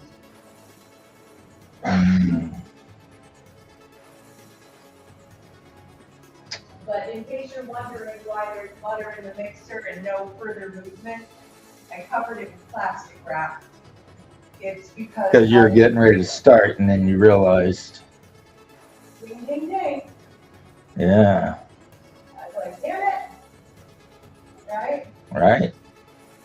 Like, well, I can't do this until I have dark brown sugar because I have some light brown sugar, but dark brown sugar adds more of that molasses flavor. It's different.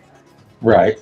And when they say brown sugar and don't specify, I always use dark.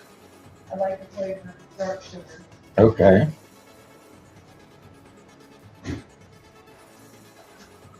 Here I am. Hello, new friend. I don't know if my chat is working, so if you want to be a sweetheart and just hit the 1 key for me, that'd be nice. I am currently putting a dull coat on these scorpion men, creatures you will find in D&D, and also maybe even more so in Hyperborea, which is a game that it's kind of a fantasy role-playing game, except it's way better than all the other fantasy role-playing games.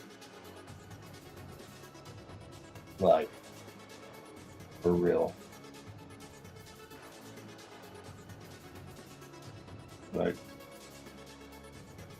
but here's the thing. When I tell people that, there's a certain...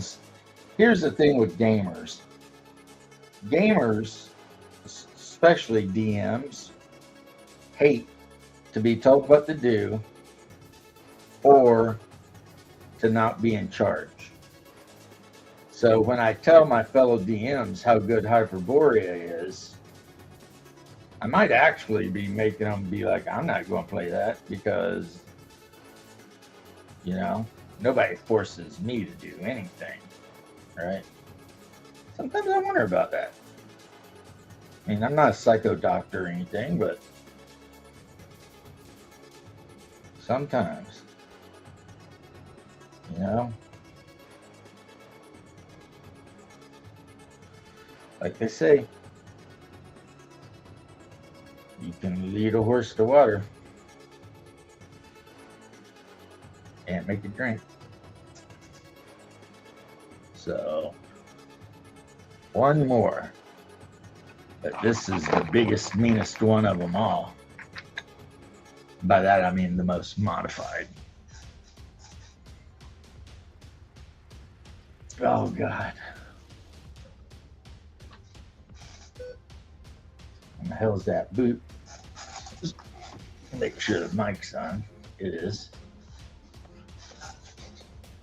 Ah, that's what it is. The power wasn't quite pushed all the way in, so it was like, boop.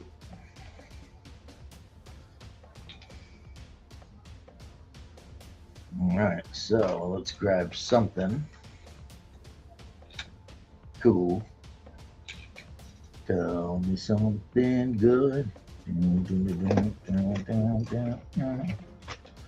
Tell me that you love me, yeah.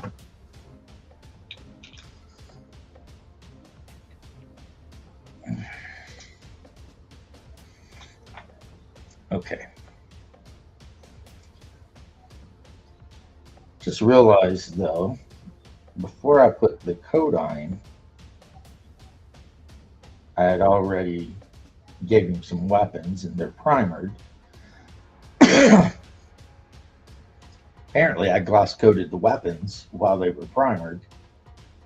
That does sound very much like something I might do. And in addition to that, he's got some stuff around his waist, a couple scrolls and a skull.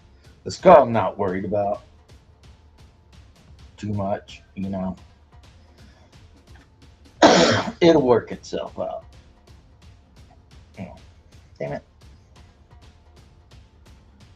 But his rod slash whatever this is and his staff, those I need. I desperately need those done, you know, because otherwise it would not look good. So let's make sure we get every bit of those weapons done.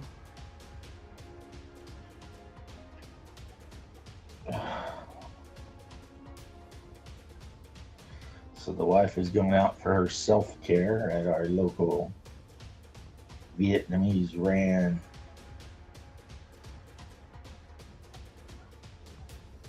nail shop. They do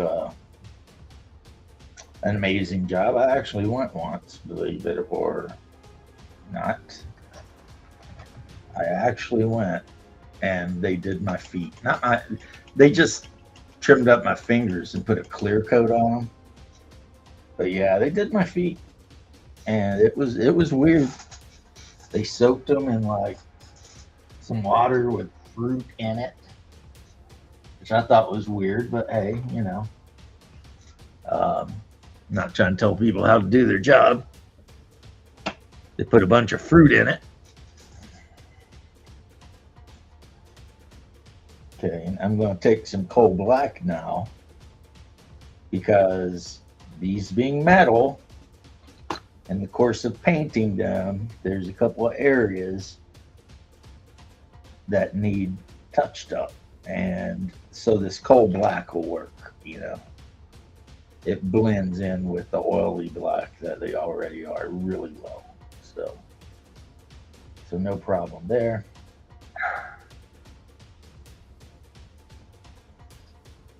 No problem there. No problem at all.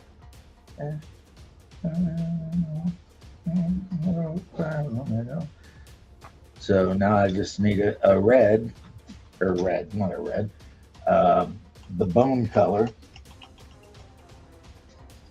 Well, and a red, but let's do the bone color first because Bag of Bones is a good color for like scrolls, you know.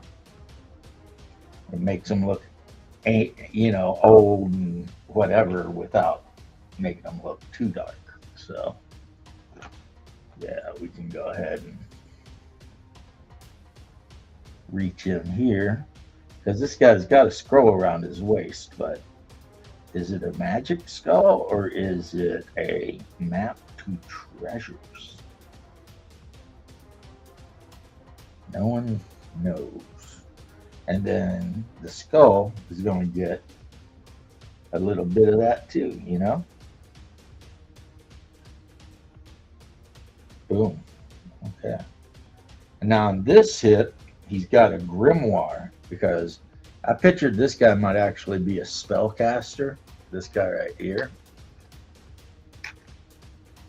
So yeah, he's got the big belt in the front and he's got like the wild kind of, his helmet's covered in human skin and, you know. So yeah, this is probably going to be a classed individual who definitely is the leader of the pack.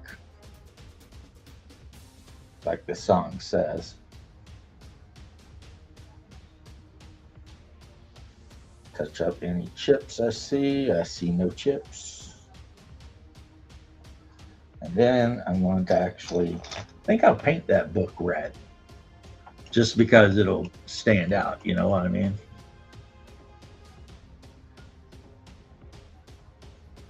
I'm going to grab some bright red from the Army Painter. Guess I'll be eating leftover meatball sandwiches, which is fine with me. Fine with me. So let's get some of that red and be careful. Get in there on his waist. And just. Okay.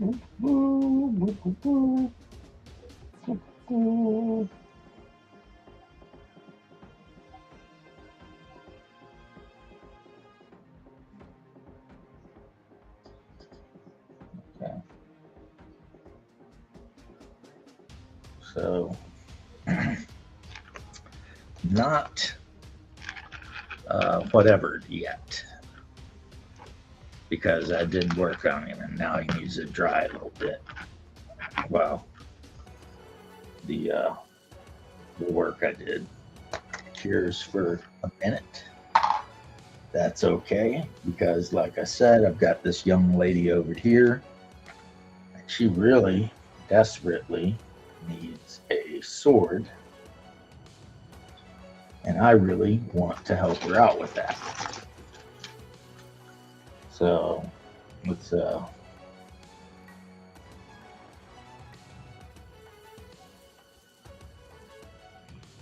take my pin vise very gently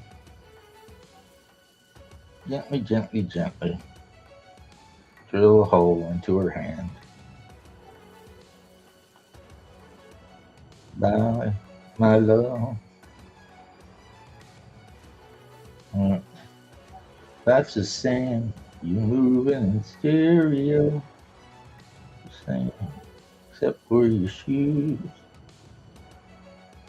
I'm gonna let you know. That's the same.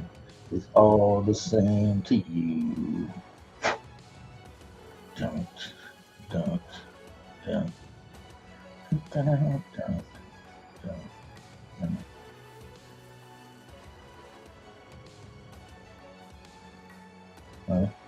It's so easy to get out. Oh. Okay,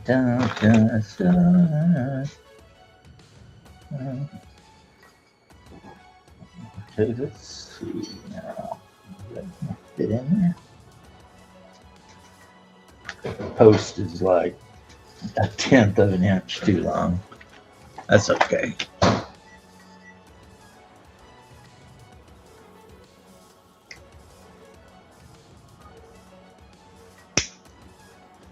That is okay.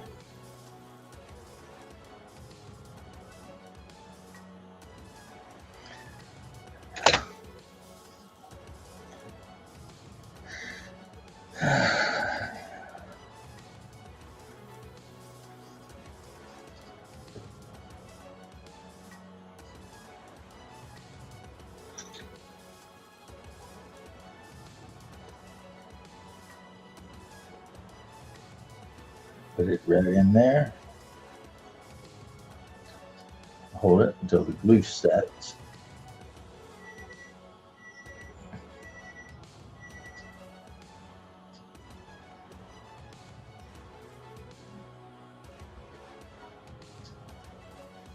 I'll take a little green stuff and make a tiny little ball and just glue it on the bottom of that, and that'll be the pommel.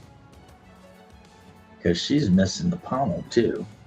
I wonder if she originally had like a spear or something and ended up losing it. And then, you know, I've given her a shield and a sword, long sword. So, you know, hopefully she's appreciative.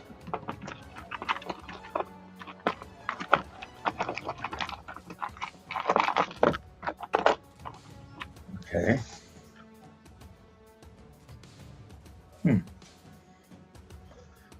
this guy. Let's look at this. Damn, this thing almost goes in by itself. Maybe I'll just give him that axe.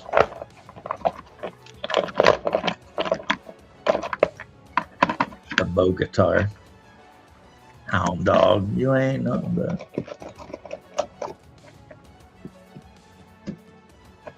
freaking Cataphracti. I need to rebase them though. I need to put them on pill bases because the game that I'm getting into, Baron's War, uses pill bases, and the Outrimmer book allows you to play the Crusades, including, Byzantium. So I'm definitely looking forward to that,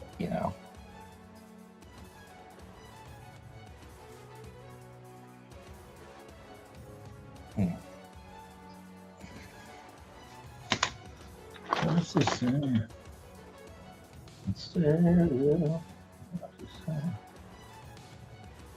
This guy is on this base really good.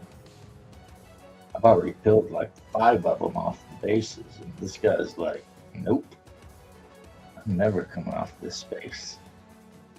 I kind of based him like this when I figured I was just gonna only use him for D&D, but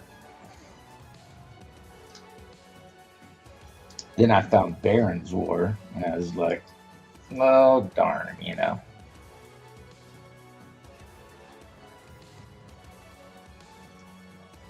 I've got, so I have ordered, I don't know how long it'll take to get here, but I have ordered a ton of the pill bases from War Games Atlantic, since that's who makes Baron's War, so when they get here, I'll have to rebase a few knights and a few Arabs.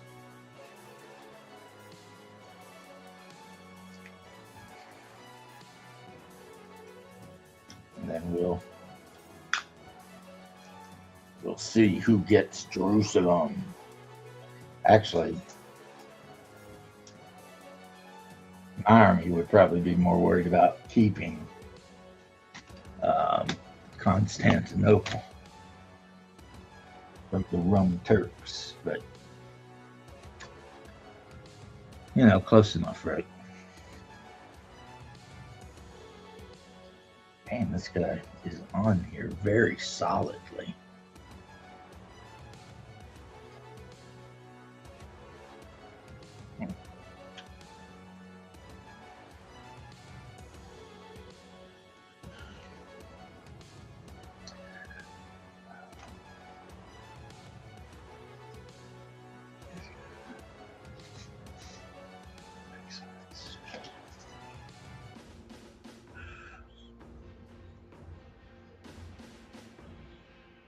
I guess after I get done with this, which is going to be soonish,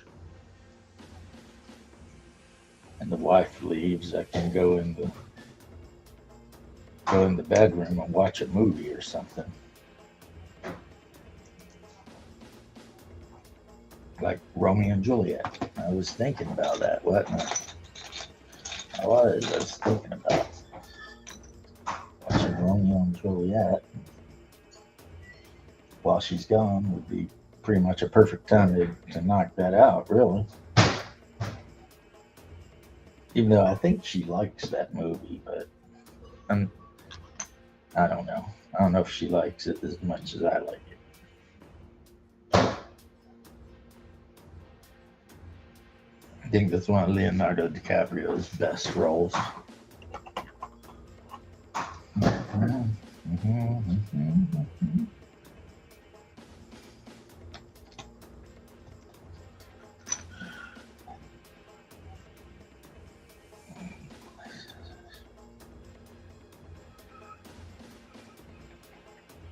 All right. Now I'm breaking a rule here. I'm putting the dull coat on, and the glass coat's only been on these guys maybe an hour. It will be fine. It's not, you know, the best thing, but I want these guys. Because, like I said, I'm kind of making a little bit of a diorama out of them, really. That's what I'm doing. See, we got our wooden floor, which I need to dry brush to bring the wood grain out. But there's wood grain, and we got our table. And we're going to have just a couple of guys sitting around the table having a few drinks. You know, it's like maybe they're farmers or merchants, whatever they are. It's just been one of those days. You're out on the farm, you're minding your business. The next thing you know, an ankid comes up, starts trying to eat your goats. So you call out, and all the other farmers show up with their pitchforks, and eventually you kill the beast. You know what? Yeah, I think my nails are done. I will be here. Enjoy the pop. Yeah. Enjoy listening to the pups whine and carry on. Yeah, sure. I mean, because that's a thing that could happen if you were a farmer, right? You're out there, you're picking your potatoes or turnips or whatever you're doing, and then some beast comes in and wants to take over all your potatoes and turnips.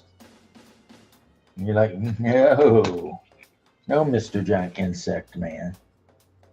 That's why as farmers, we operated clusters. So just for this reason, when you showed up, thought you're going to take all of our turnips and potatoes, and we're like, nope. So there's a channel out there most of you who end up watching this are familiar with, Tin Cars. Tin Cars Tavern. I kind of brought up to Shadow today, earlier when we were chatting. I think Tin Car should actually draw up some blueprints for Tin Car's Tavern, and maybe even some stats for Tin Car himself. And then, you know, people could add that to their world. I mean, I would. 100%. I would. I mean, you know, there's some town somewhere in Hyperborea that the players walk into and the first thing they see is Tin Car's Tavern. I mean, it would be a joke they wouldn't get, but I would get it. You know what I mean? So, yeah. Be like a funny inside joke. I would get, maybe they wouldn't, but. All right. Yes, I hear you. Getting ready, aren't you? Getting wound up, aren't you?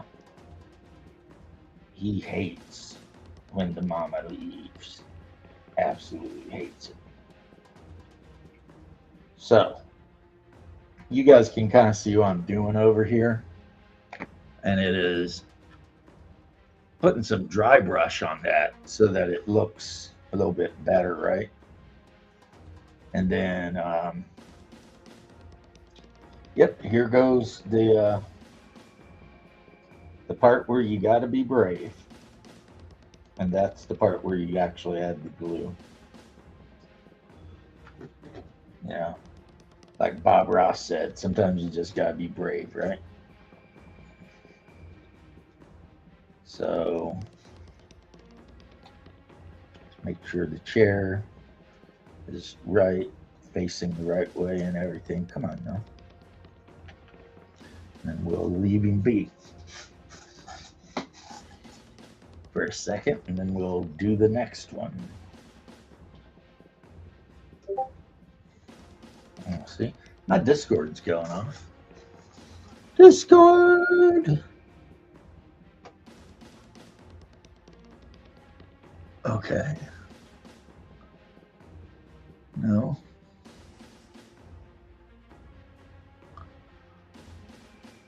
Okie dokie. Artichoke. Make it big and see what is happening on Discord.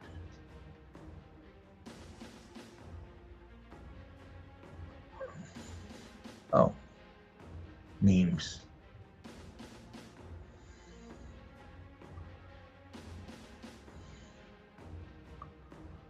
We'll see. Tell you what, the guys that are actually bros,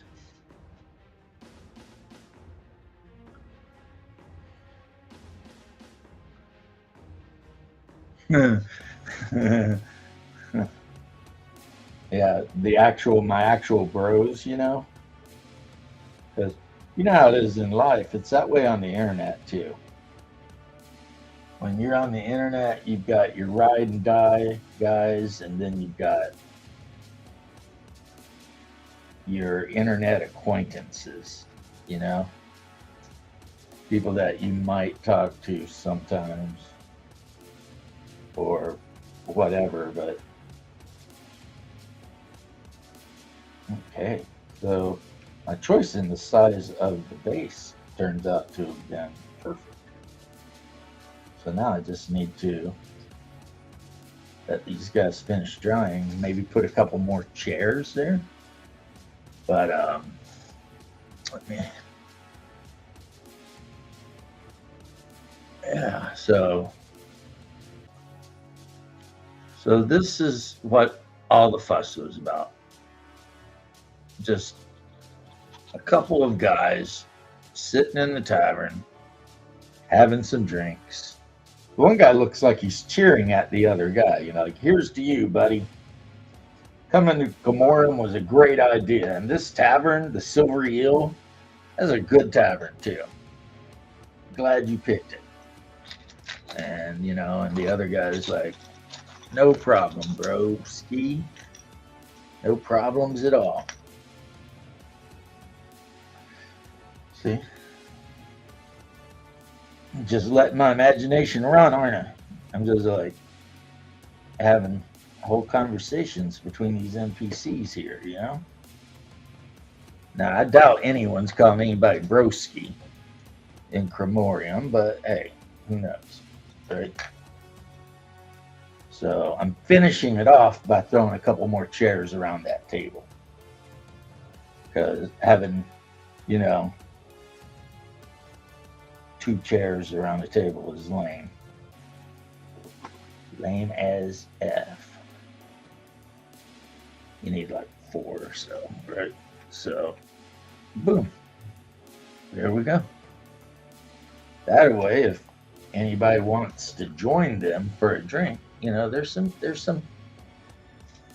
you know, like I said, I knew when I started doing this that I was basically doing a diorama. And I'm happy with it.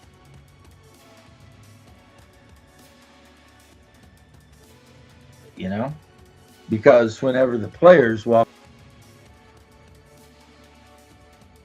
down, and there you go, and we'll see how the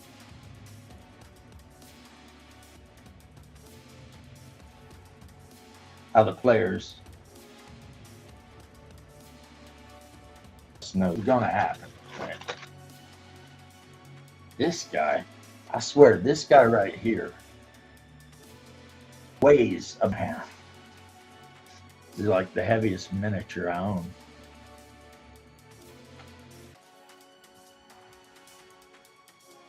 I need to paint him up though. I did the wash on him, so I've got everything done except for the scorpion that I wanted to get done so far. And I'll get that scorpion. It's not like I got anywhere to be. The wife's gone. The pup's over there staring. So let's grab a little dry brush material here.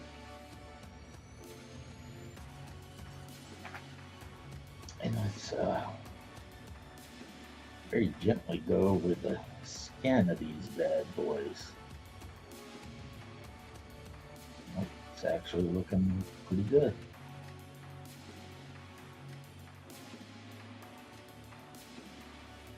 I'm using for whatever reason, the color's got goblin skin, but it's a little more orange than I would paint my goblins. I don't know. Maybe my hobgoblins might get this orange, but my goblins typically get like a dirty yellow leathery color. That's more typical for me.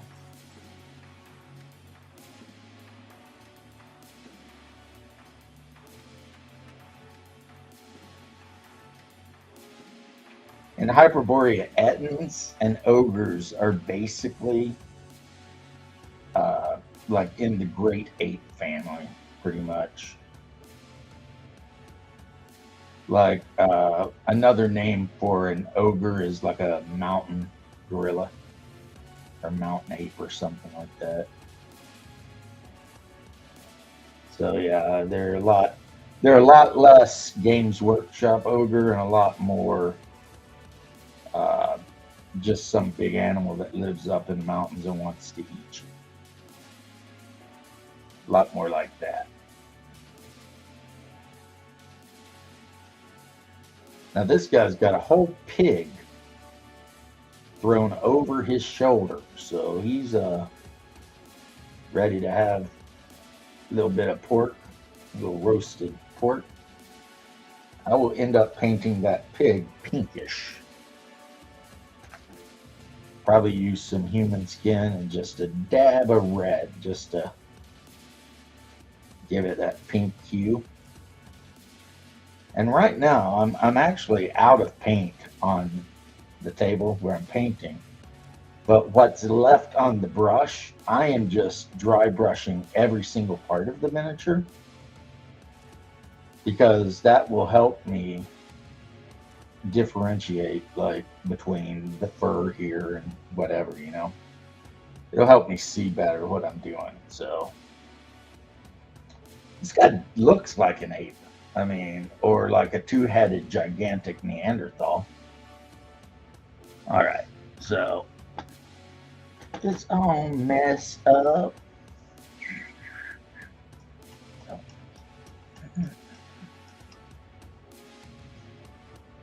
So, yeah. Me and my one loyal subscriber, maybe. It'd be funny if it wasn't even a subscriber. It's just some random dude that was like, I think I'll hang out with this guy. Or it could be my homie up in Georgia. He listens to my streams when he's at work, and he may not be able to respond. And if it is my homie from the Jackson area, what up, homie? How you doing, man? Hope you're having a wonderful day at work if it is you. And thank you very much for everything you've done for me. It has literally meant the world. Oh, mister. So let's put a matte coat on this merchant, or whatever the hell he is. Let that. See, he is on his own base, but I could easily just have him standing here with these guys. See what I mean? You don't. Like right there. You know, he could just be standing at the table. I just need to paint his base up. And then we need to grab just a little bit of this matte acrylic, because the scorpion is pretty big and I do not have enough to do all of him, and I don't want to have to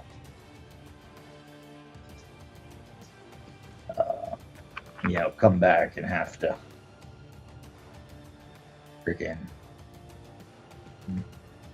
Basically, I'd rather have everything I think I'm going to need on the palette, instead of midway through painting stuff have to like refill the palette. It doesn't matter. That's just me being maybe a little crazy or something. I don't know.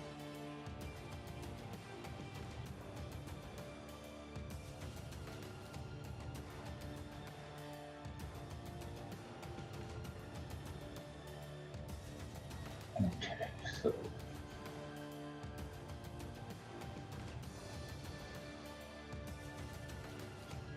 Yeah, the skull this guy's wearing came off the old lane Gazcol Thraka. It was the banner. Yeah. Which I ended up selling him. Not the old lame one. I think he's still around. I ended up getting the big gigantic Gazcol Thraka. I had like a Death Dread and all that sort of stuff, but when I started selling off my 40K stuff, that was one of the first things to go. People were like, "Oh shit, you got that? I want that." So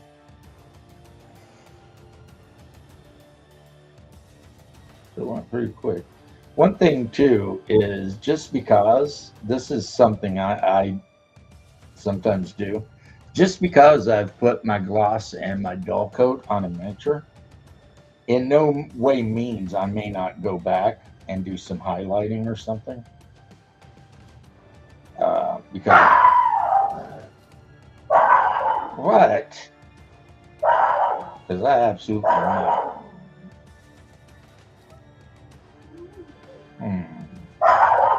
Puppy's acting up. Might be a delivery. Might be somebody walking their dog. You might see an evil spirit that's warning it away from the house. See, that's the thing. You never know with dogs, do you? So, anyway, there we go. He's got his coat on. It's already drying up really good. So, you know, I'll just dab away at it a little bit, but I think 2.5 hours is enough, right? So, peace and love, guys. I will catch you later.